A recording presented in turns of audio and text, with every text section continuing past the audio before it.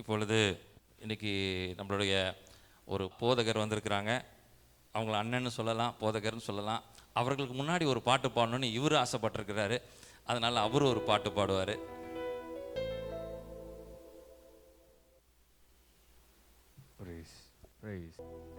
திரும்பி பார்க்கிறேன் வந்த பாதையை, கண்ணீரோடு கர்த்தாவே நன்றி சொல்கிறேன்.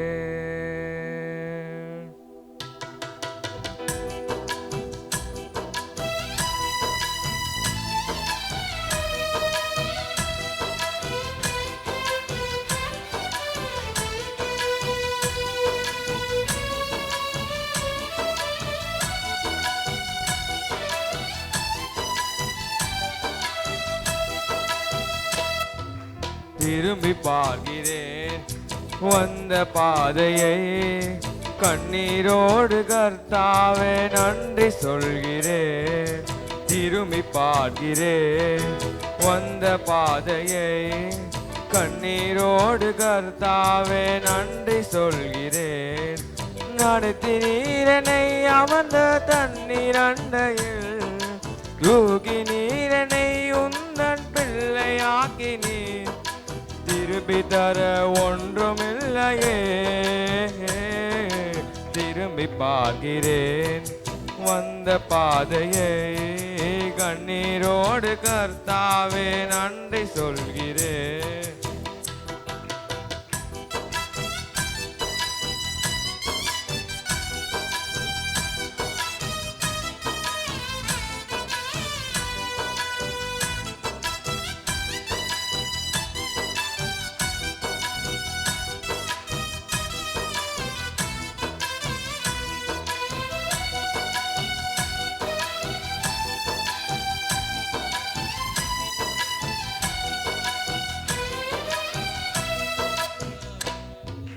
மாறா நசபு என்னில் நீங்க செய்தீரே, மதுரமான வாழ்வை எனக்கு திரும்ப தந்தீரே.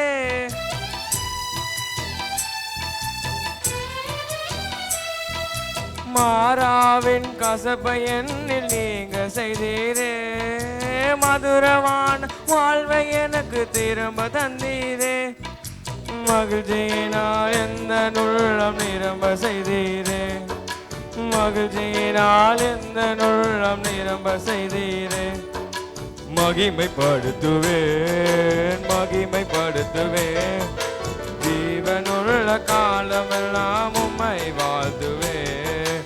மகிமைப்படுத்துவேன் மகிமைப்படுத்துவேன், ஜீவனுள்ள காலமெல்லாம் உம்மை வாழ்த்துவேன். திரும்பி பார்க்கிறேன் வந்த பாதையை, கண்ணீரோடு கர்த்தாவே நன்றி சொல்கிறேன்.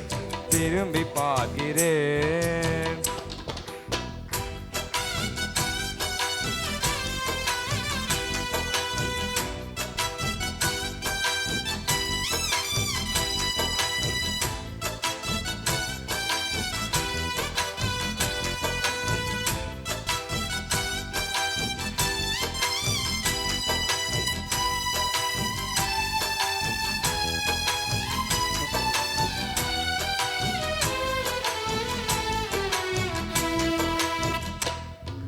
சோதனைகள் சூழ்ந்த வேலை கதறி கூப்பிட்டேன், சோராமல் உங்கரத்தால் அணைத்து கொண்டீரே.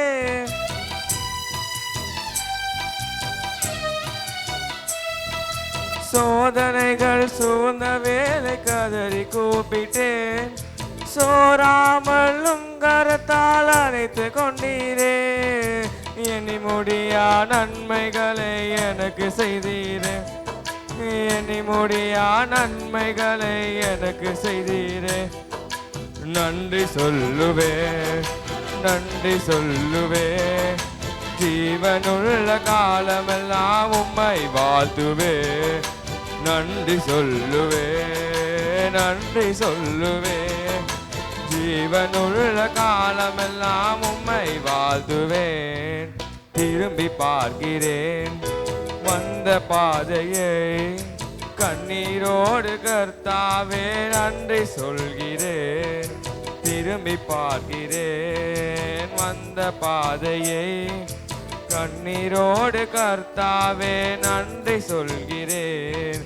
நடத்தி நீரனை அமர்ந்த தண்ணீர் அண்டையில் தூக்கி நீரனை உந்தன் பிள்ளையாக்கினீர். திருப்பி தர ஒன்றுமில்லையே, திரும்பி பார்க்கிறேன் வந்த பாதையை கண்ணீரோடு கர்த்தாவே நன்றி சொல்கிறேன். திரும்பி பார்க்கிறேன் வந்த பாதையை கண்ணீரோடு கர்த்தாவே நன்றி சொல்கிறேன். திரும்பி பார்க்கிறேன்.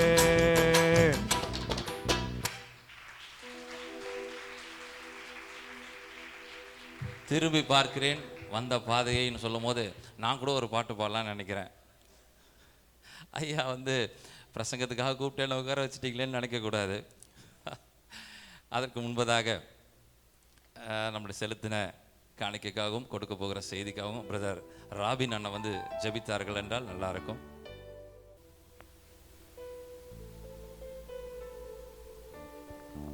ஜெபிப்போம். குழந்தைகள் பாலகர் வாயிலை துதியை உண்டு பண்ணுகிற தேவனே, அந்த துதி எங்களுக்கு பலனாக இருந்ததற்காக ஸ்தோத்திரம் ஆண்டவரே, உம்மை துதிக்கிறோம். இந்த நாளிலும் கூட ஆண்டவரே உம்மை சமூகத்தில் உம்மை ஆராதிக்கும்படியாக ஆண்டவரே எங்களுக்கு பாராட்டின கிருபைகளுக்காக ஸ்தோத்திரம். கொடுத்த ஒவ்வொரு பிள்ளைகளையும் ஆண்டவரே நீர் ஆசீர்வதியும், அபரிவிதமாய் ஆசீர்வதிக்க வேண்டுமாய் வேண்டிக் கொள்கிறப்பா உம்மை ஸ்தோத்திரிக்கிறோம். ஆண்டவரே உதாரணமாய் கொடுத்த இடத்தில் ஆண்டவரே கர்த்தர் பிரியமாக இருக்கிறார் என்பதை நாங்கள் அறிந்திருக்கிறோம். கர்த்தர் இந்த நாளிலும் கூட ஆண்டவரே வரப்போகிறதா கொடுக்க போகிறதான செய்திக்காக சமூகத்தில் வருகிறோம். விடாய்த்த ஆத்துமாக்களை குளிர பண்ணும்படியாக ஆண்டவரே உமது வசனம் இருக்கட்டப்பா உம்மை ஸ்தோத்திரிக்கிறோம். தேவ மனுஷரை மறைத்து ஆண்டவரே கர்த்தர் வெளிப்படுவராக, நாம ஒன்றை மகிமைப்படுவதாக இயேசு நாமத்தில் பிதாவே, ஆமென். தேங்க்யூ. 21ஆம் தேதி நடந்த மீட்டிங்காக அன்னைக்கு பாடின பாடல், அன்னைக்காக எழுதின ஒரு பாடல். இது என்னுடைய அண்ணனாக இருக்கிற இன்னைக்கு வந்திருக்கிற போதகருக்கும் இது பொருந்தும் நினைக்கிறேன். இந்த பாடல்கள் அழைத்தவரே அழைத்தவரே நேசப்பிதா என்னை அழைத்தவரே.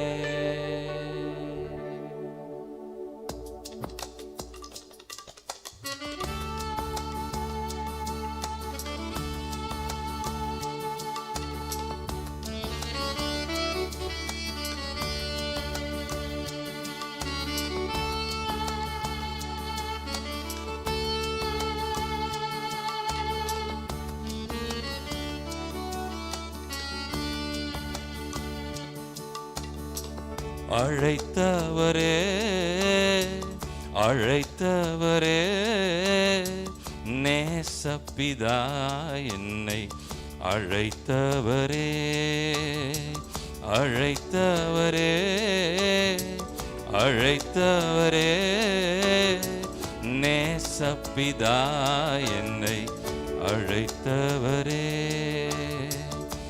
ஆண்டோரின் மத்தியிலும் சான்றோரின் மத்தியிலும் பேதையான என்னையும் நிறுத்தினீரே.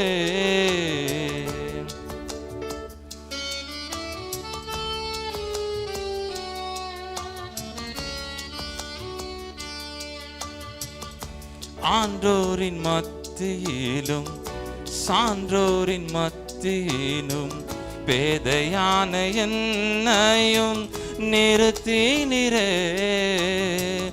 என் பிதாவே என் பிதாவே நான் செல்லும் பாதையை வகுத்தவரே. என் பிதாவே என் பிதாவே நான் செல்லும் பாதையை வகுத்தவரே. அழைத்தவரே அழைத்தவரே நேசப்பிதா என்னை அழைத்தவரே.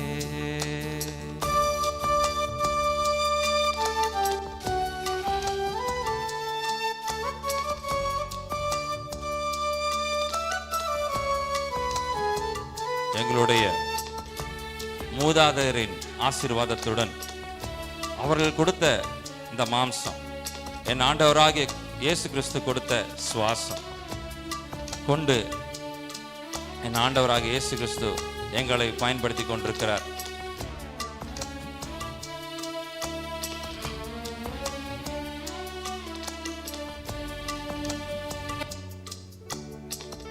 முன்னோரின் ஆசியுடன் நீர் தந்த சுவாசமுடன் விழுந்திடாமல் தூக்கி நிறுத்தினீரே.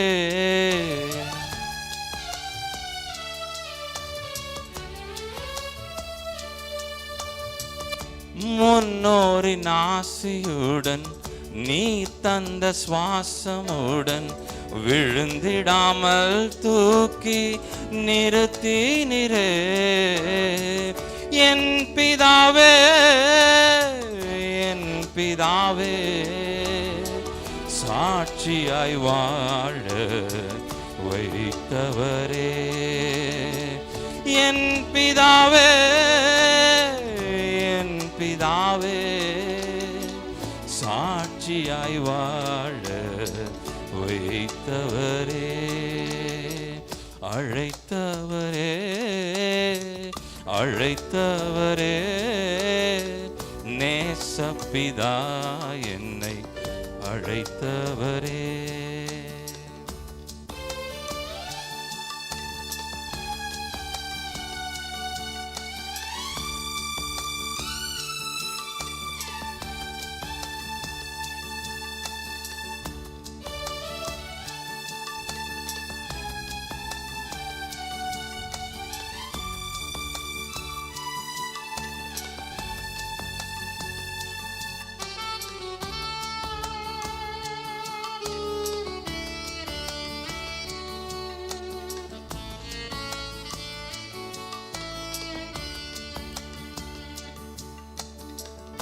அற்பமாக எண்ணினாலும் ஊர் பார்த்து சிரித்தாலும் வாயோடு நீரிருந்து பேசினீரே.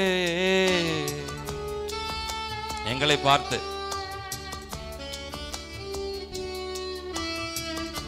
அற்பமாக எண்ணினாலும் ஊர் பார்த்து சிரித்தாலும் வாயோடு நீரிருந்து பேசினீரே. என் பிதாவே, என் பிதாவே, கனமான சேவை செய்ய தெரிந்தீரே.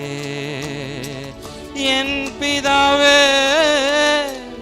என் பிதாவே, கனமான சேவை செய்ய தெரிந்தீரே. அழைத்தவரே, அழைத்தவரே, நேசப்பிதா என்னை அழைத்தவரே.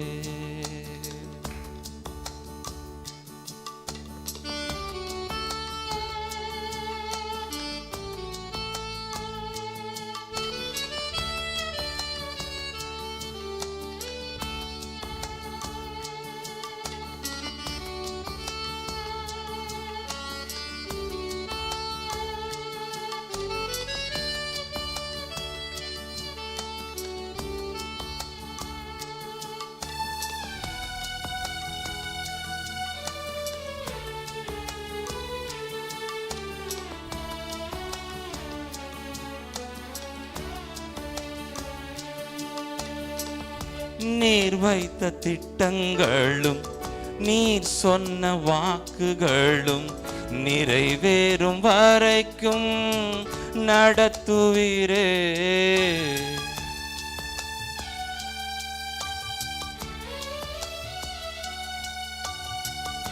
நீர் வைத்த திட்டங்களும் நீர் சொன்ன வாக்குகளும் நிறைவேறும் வரைக்கும் நடத்துவீரே. என் பிதாவே, என் பிதாவே, தலைமுறை தலைமுறையாய் தாங்குவீரே. என் பிதாவே, பிதாவே, தலைமுறை தலைமுறையாய் தாங்குவீரே.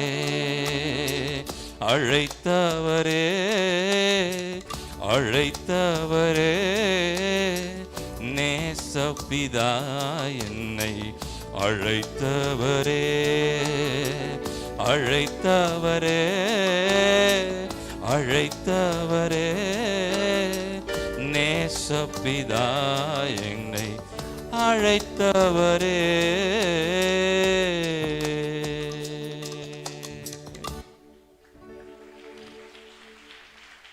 Praise the Lord. தலைமுறை தலைமுறையாக கர்த்தர் தாங்கி கொண்டு வருகிறார்.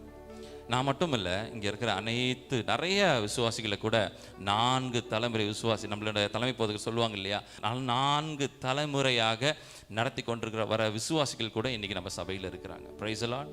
அதை குறித்து எவ்வளோ ஒரு பெரிய விஷயம் தெரியுமா? அது என் ஆண்டவராக இயேசு கிறிஸ்து நடத்திட்டு வர அந்த விதம். அதே போல் இன்றைக்கு நம்முடைய மத்தியில் வந்திருக்கிற போதகர் அவர்கள், பாஸ்டர் ஆலன் ஒனேசிமஸ் ஐயா அவர்கள் இன்றைக்கி வந்திருப்பது எங்களுக்கு எனக்கு குறிப்பாக எனக்கு ஒரு சொல்ல முடியாத ஒரு பெரிய சந்தோஷம் எனக்கு. ஏன்னா இப்போ சமீபத்தில் தான் அவர்களோடு கூட ட்ராவல் பண்ணக்கூடிய ஒரு ஸ்லாக்கியம் எனக்கு கிடச்சிது. இதற்கு முன்பதாக நம்மளுடைய தலைமை போதகர் அவர்கள், அவர்களுடைய தகப்பனார் அவர்களும் சேர்ந்து எல்லாரும் ஒன்றாக இருந்து ஊழியம் செய்தவர்கள். மதிப்புக்குரிய கனத்துக்குரிய ஐயா தாமஸ் தேவானந்தம் ஐயா அவர்கள், எல்லாருக்கும் நம்ம அறிமுகம் தேவையில்லை, எல்லாருக்கும் தெரியும். அவர்கள் நம்முடைய தலைமை போதகர் கூட நிறைய ஊழியம் செய்திருக்கிறார்கள், ஒன்றா இருந்தவர்கள்.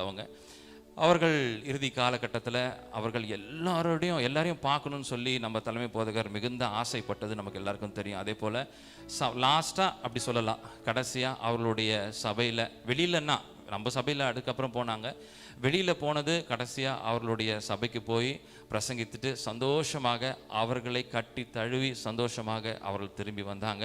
அவர்களுக்கு யாரும் எந்த எனிமீஸ் எதிரிகள் யாருமே அவருக்கு கிடையாது. நம்முடைய தலைமை போதகருக்கு எல்லாரையும் நேசித்து நண்பர்களாக பிள்ளைகளாக நேசித்து அந்த நாட்களை நான் நினைவு கூறுகிறேன். அதே போல் இன்றும் நானும் அவர்களோடு கூட பயணம் செய்கிறது எனக்கும் மிகுந்த சந்தோஷம். அவர்களை பற்றி நான் பெருசாக சொல்ல வேண்டியதில்லை, இருந்தாலும் அவர்கள் ஒரு நல்ல மியூசிஷியன், அவர் நல்ல மியூசிக் போடக்கூடிய திறமை வாய்ந்த போதகர். அவர்கள் நல்ல செய்தி கொடுக்குறாங்க, இன்றைக்கி அந்த சபையை எடுத்து நடத்தி கொண்டிருக்கிறாங்க. அவர்களை போதகர்னு சொல்கிறத விட என்னுடைய அண்ணன் அப்படின்னு சொல்கிறதுல நான் மிகுந்த சந்தோஷம் அடைகிறேன். Price the Lord. இன்றைக்கி பேசினா நான் பேசிக்கிட்டே இருப்பேன், அவர் என்ன எதுக்குப்பா கூப்பிட்டீங்கன்னு நினச்சிடக்கூடாது. அதனால் அவரிடத்தில் நான் ஒப்படைக்க விரும்புகிறேன். எல்லாருடைய கரகோஷத்துடனே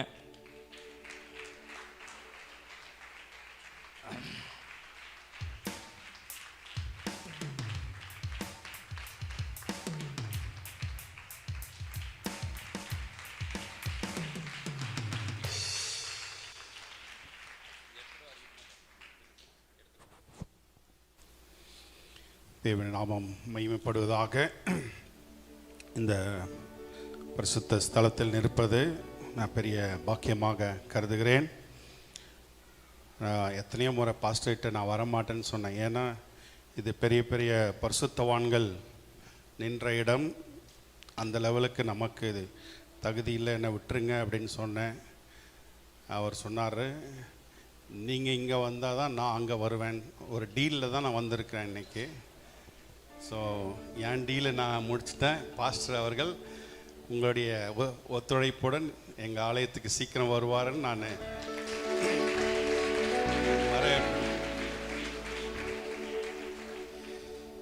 உங்களுடைய அன்பு, உங்களுடைய வரவேற்பு எங்களை மிகவும் it humbles us so much. கர்த்தர் இப்படிப்பட்ட ஒரு ஊழியத்தை இந்த பகுதியில் ஏற்படுத்தி, நீங்கள் அநேகருக்கு தெரிஞ்சிருக்குமான்னு தெரியல, இது எங்களுடைய ஆவிக்குரிய தாத்தா பாட்டி வீடு இல்லையா. என்னுடைய தகப்பனார் ஹிந்து பேக்ரவுண்ட்லேருந்து ரட்சிக்கப்பட்ட பொழுது இந்த ஆலயம் அப்பொழுது மண்ணூர்பேட்டையில் இருந்ததாக சொல்லுகிறார்கள். அப்போது அங்கே அங்கத்தினராக மாறி காலம் சென்ற வாட்ஸ் ஓரோன் ஐயா அவர்கள், வயலட் ஓரோன் அம்மா அவர்கள் மூலமாக கர்த்தருக்குள் ஊழியத்தில் ஊக்குவிக்கப்பட்டு பிறகு கர்த்தர் தந்த ஊழியத்தை முகப்பேரில் அதுக்குள்ளே இந்த சபையும் இங்கே வந்து ஸ்தாபிக்கப்பட்டது. கர்த்தர் ஒவ்வொருவருக்கு கொடுத்த ஊழியத்தை நிறைவேற்றினார்கள். ஆகவே இது இந்த முகப்பேர் பகுதியினுடைய தாய் சபை, தாத்தா பாட்டி சபை என்று நாம் சொல்ல வேண்டும். அதை யாராலும் மாற்றவும் முடியாது, மறுக்கவும் முடியாது. ஸோ கர்த்தர் இப்படி கிளைகளாக பல ஊழியங்களை நிறுவினாலும் இந்த ஒரிஜினல் மரமாகிய இந்த ஊழியத்திற்காக நாம் தேவனை ஸ்தோத்திரிக்கிறோம். அது ஒரு பெரிய பாக்கியமான காரியம். இந்த இடத்துல இருப்பது திரும்பவும் நான் கர்த்தருக்கு மிகுந்த நன்றியோடு தாழ்மையோடு இந்த பொறுப்பை ஏற்றுக்கொண்டு உங்களுக்கு தேவனுடைய வார்த்தையை பகிர்ந்து கொள்ள விரும்புகிறேன். அருமை ஊழியக்காரர்கள், அவரோடு பழகும் பாக்கியம் அது இன்னொரு ஸ்பெஷல் எக்ஸ்பீரியன்ஸ் என்று சொல்லலாம். அநேக ஊழியக்காரர்களோடு பயணிக்கும்படியான வாய்ப்பு கிடைத்திருக்கிறது. ஆனால் பாஸ்டர் அவர்களுடைய தாழ்மை என்னை மிகவும் கவர்ந்து இழுத்தது. எவ்வளவு திறமை பெற்றவர் அவரும்! இசை, பாடல் இயற்றுவது, பிரசங்கிப்பது, நிர்வாகிப்பது இதெல்லாம் கொண்டிருந்தும் எவ்வளோ சாஃப்டாக, எவ்வளோ ஹம்பிளாக வந்து மற்றவர்களோடு பழகிறது, ஊழியக்காரர்களோடு பழகிற விதம் எல்லாவற்றையும் பார்க்கும்பொழுது அவர் மிகவும், அவர் கூட பழகிறதுக்கு ஆண்டவர் எனக்கு சான்ஸ் கொடுத்ததுக்காக நான் ஆண்டவருக்கு நன்றி தெரிவிக்கிறேன். ஸோ சிறப்பான ஒரு போதகரை கர்த்தர் கொடுத்திருக்கிறார். பெரிய ஐயா அவர்கள் இறந்திருந்த பொழுது அன்னைக்கு எல்லாரும் சென்டிமெண்டல் அழுதுட்டு இருந்தோம். அப்பொழுது அவரை ஊழிய பொறுப்பு எடுக்க சொல்லும்போது நான் யோசிச்சுட்ருக்கேன். அப்போ அதுக்கு முன்னாடி எனக்கு ரொம்ப அறிமுகம் இல்லை. பாஸ்டர் ஐயா ஒரே ஒரு நாள் எனக்கு அறிமுகப்படுத்தினார். இவர் தான் என்னுடைய மகன் அப்படின்னு சொல்லும்பொழுதே ஒரு டிரான்ஸ்ஃபர் நடைபெற்றதாக நான் உணர்ந்தேன். ஐயா அவர்கள் பொறுப்பை தன்னுடைய மகனுக்கு கொடுக்குற ஒரு உணர்வு அன்றைக்கு ஏற்பட்டது. அப்போ அந்த மரண நிகழ்விலே பார்த்து கொண்டிருக்கும் பொழுது எப்படி இந்த ஊழியத்தை இவ்வளோ பெரிய பொறுப்பை எடுக்க முடியும் என்று நான் பின்னாடி உட்கார்ந்து யோசிச்சுட்டு இருந்தேன். அப்போது ஆண்டவர் என் மனதில் போட்ட சிந்தனை, நான் ஒருவரையும் தயார் செய்யாமல் பயன்படுத்துவதில்லை. மற்றவங்க சொல்கிற வார்த்தைகள் வேறு, ஆனால் அவருக்கு இந்த தலைமைத்துவ பண்புகளை ஏற்கனவே நான் கொடுத்து அவரை தயார் செய்து வைத்திருக்கேன்.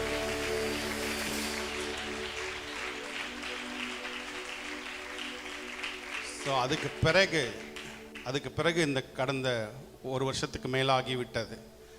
நாம் அதை விட்னஸ் பண்ணி கொண்டிருக்கிறோம், சாட்சியாக அனுபவித்து கொண்டிருக்கிறோம். கர்த்தர் அவரை எவ்வளோ வல்லமையாய் பயன்படுத்தி கொண்டிருக்கிறார், எத்தனை பேருக்கு ஆசீர்வாதமாக வைத்து கொண்டிருக்கிறார். ஹல்லேலூயா. ஸோ ஆண்டவர் அந்தந்த காலகட்டத்தில் அந்தந்த தலைவர்களை உருவாக்குகிறார். இந்த காலத்துக்கென்று கர்த்தர் உருவாக்கின தலைவர் நம்முடைய பாஸ்டர் ஐயா அவர்கள். கர்த்தர் அவர்களோடு இருந்து தொடர்ந்து இன்னும் மகத்தான காரியங்களை செய்வாராக. அதே போலவே நம்முடைய சின்ன தலைவரை பற்றியும் சொல்லி ஆகணும். அன்றைக்கு அந்த பாஸ்டர் இறந்த முதல் ஆண்டு விழா அந்த கூட்டத்தில் தான் நான் முதல் முறையாக இங்கே உட்கார்ந்து அவர் இசை வாசிக்கிறதை பார்த்தேன். அந்த மீட்டிங் முடித்தோடனே பாஸ்டர்கிட்ட சொல்லிட்டேன், நான் உங்கள் சன்னுடைய ஃபேன் ஆகிட்டேன் நான். ஏனென்றால் எவ்வளோ பிரமாதமாக வாசிக்கிறார். அந்த ப்ரெசன்ஸ் ஆஃப் மைண்ட், அந்த கமாண்ட், அந்த கான்ஃபிடென்ஸ் அதெல்லாம் பார்க்கும்பொழுது எவ்வளோ திறமை பெற்றவர்களாக கர்த்தர் அவர்களை இந்த இளம் வயதிலே வைத்திருக்கிறார் என்று சொல்லி, அதுக்கு பிறகு கன்வென்ஷன் மீட்டிங்குடைய வீடியோஸ் கூடுமான மட்டும் எவ்ரி சண்டே நான் வந்து அவருடைய பிளேயிங், பாஸ்டுடைய பாடல், இவருடைய பாடல் இதெல்லாம் நான் ரெகுலராக கேட்க ஆரம்பிச்சிட்டேன். ஸோ சைலண்ட் ஃபேனாக நான் இருந்து கொண்டிருக்கிறேன். கர்த்தர் உங்களை அதிகமாக ஆசீர்வதித்திருக்கிறார். இன்னும் நிறைய பாடல்கள் நாங்கள் உங்கள்கிட்ட கேட்க அவ்வளோ இருக்கிறேன். எனக்காக இன்றைக்கி 2 பேரும் பாடினாங்க. அதுவே எனக்கு ஃபுல் பிரியாணி சாப்பிட்ட மாதிரி ஆயிடுச்சு. நான் எப்படியே வீட்டுக்கு போயிடலாமான்னு ரொம்ப சந்தோஷம். கர்த்தர் இந்த அன்புள்ள ஊழிய குடும்பத்தோடு எனக்கு உறவை கொடுத்தபடினாலே நன்றி செலுத்துகிறேன். அதே போல் தலைமை போதுகிற அம்மா, அவருடைய அடுத்த பாஸ்டர் அம்மா குடும்பத்தார் எல்லாருக்கும் நன்றியை தெரிவித்துக் கொள்கிறேன். அவர்களும் அதிக அன்போடு பாசத்தோடு என்னை வரவேற்றார்கள், இந்த வாய்ப்பை கொடுத்தார்கள். ஒவ்வொருவருக்கும் நான் நன்றியை தெரிவித்துக் கொள்கிறேன். கர்த்தர் ஒவ்வொருவரையும் ஆசீர்வாதத்தை வழி நடத்துவாராக. யாத்ராகமம் 14ஆம் அதிகாரம் 15ஆம் 16ஆம் வசனத்தை வாசிக்க விரும்புகிறேன். யாத்ராகமம் 14ஆம் அதிகாரம் 15ம் 16மான வசனம். அப்பொழுது கர்த்தர் மோசேயை நோக்கி, நீ என்னிடத்தில் முறையிடுகிறது என்ன? புறப்பட்டு போங்கள், என்று இஸ்ரவேல் புத்திரருக்கு சொல்லு. நீ உன் கோலை ஓங்கி நீ உன் கோலை ஓங்கி உன் கையை சமுத்திரத்தின் மேல் நீட்டி உன் கையை சமுத்திரத்தின் மேல் நீட்டி சமுத்திரத்தை பிளந்து விடு. சமுத்திரத்தை பிளந்து விடு. அப்பொழுது இஸ்ரவேல் புத்திரர் அப்பொழுது இஸ்ரவேல் சமுத்திரத்தின் நடுவாக வெட்டாந்தரையிலே நடந்து போவார்கள். இன்றைய செய்தியுடைய தலைப்பு என்னவென்றால் சமுத்திரத்தை நீ பிளந்து விடு. நாம் எப்பொழுதுமே கர்த்தரை தான் எல்லாவற்றையும் செய்யும்படியாக எதிர்பார்த்து கொண்டிருக்கிறோம். ஆனால் சில காரியங்களை கர்த்தர் நம்மை செய்ய சொல்லுகிறதை நாம் மறந்து போகிறோம். கர்த்தர் சிலவைகளை அவர் செய்கிறார், சிலவைகளை நம்மை செய்ய சொல்லுகிறார். பைபிள் காலேஜில் படிக்கும்பொழுது பார்த்திங்கன்னா 2 மெயின் காரியங்கள் டிபேட்டாக பேசுவார்கள். ஒன்று கால்வினிசம், இன்னொன்று அர்மேனியனிசம். கால்வினிசம் கொள்கைகள் என்னவென்றால் அதோடைய எல்லாத்தையும் பேசலை, சுருக்கமாய் என்னவென்றால் எல்லாமே ஆண்டவர் முடிவு பண்ணுறாரு, நம்ம கையில் ஒன்றுமே இல்லை, எல்லாம் அவர் சுத்தம் பிரதர். இவங்க இன்றைக்கி ஆக்சிடெண்ட் ஆகிடுச்சுன்னா அவர் சுத்தம் பிரதர், அவங்க இன்றைக்கி நல்லா இல்லாமல் கஷ்டத்தில் இருக்காங்கன்னா அவர் சுத்தம் பிரதர், எல்லாம் கர்த்தர் சுத்தம் பிரதர் என்பது கால்வினிசம். அர்மேனியனிசம் என்பது இல்லை எல்லாமே நம்ம கண்ட்ரோலில் தான் இருக்குது, நம்ம நினச்சது தான் ஃபைனல் அப்படின்னு சொல்வது. ரெண்டுமே 2 எக்ஸ்ட்ரீமான டீச்சிங்காக இருக்கிறது.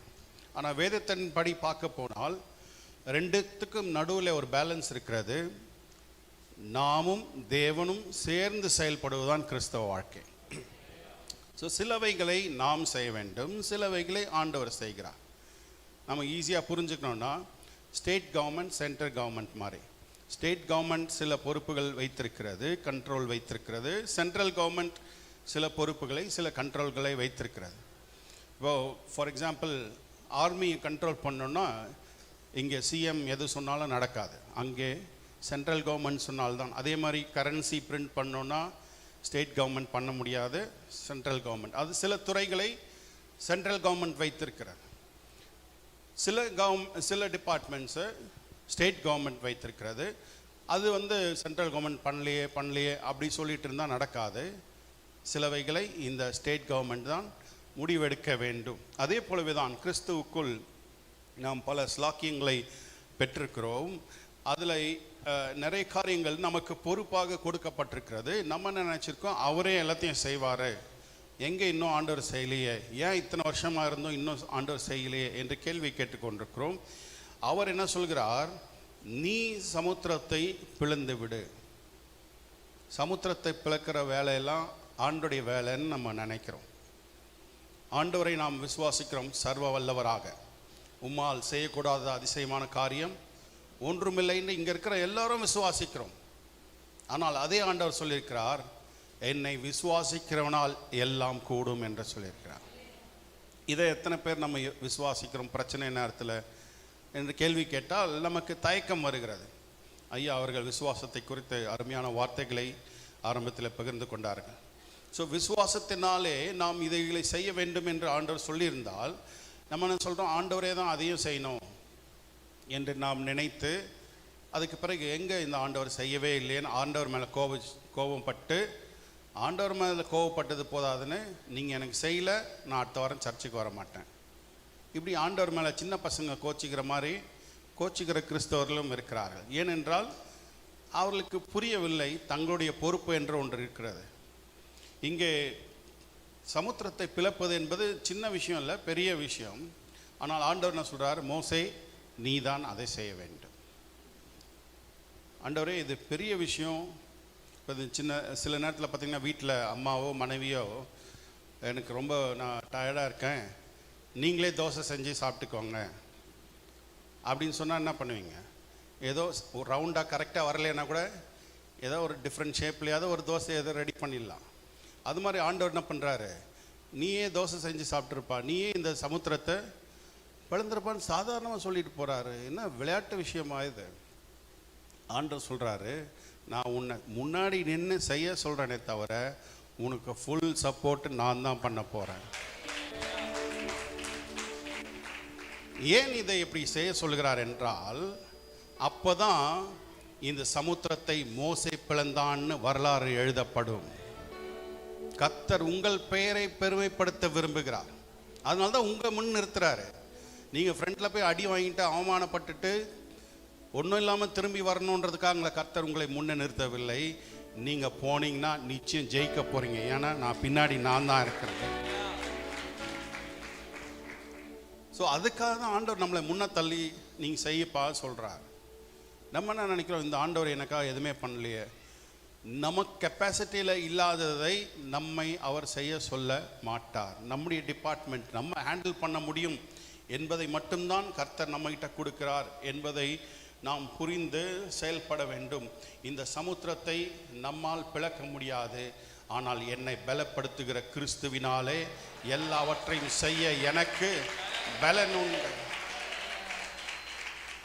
அவர் என் கூட இருக்கார். அவர் என் பேக்கப்பாக இருக்கிறார். அவர் என்னுடைய பின்பலமாக இருந்து என்னை வெற்றி சிறக்க பண்ணுகிறவராக இருக்கிறார். பவுலுக்கு வராத பிரச்சனையே இல்லை. ஆனால் அவர் என்ன சொல்கிறாரு, எப்பொழுதும் எல்லா இடங்களிலும் என்னை வெற்றி சிறக்க பண்ணுகிற தேவனுக்கு ஸ்தோத்திரம். அப்படி என்றால் ஒவ்வொரு கிறிஸ்தவனும் எப்பொழுதும் எல்லா இடங்களிலும் வெற்றி சிறக்க வேண்டும். இதுதான் கர்த்தருடைய சித்தம். இதை போய் திருப்பி அவர்கிட்ட கேட்கணும்னு அவசியம் கிடையாது. ஆண்டவரே உமக்கு சித்தமானால் இது செய்யும், இது சித்தமானால்.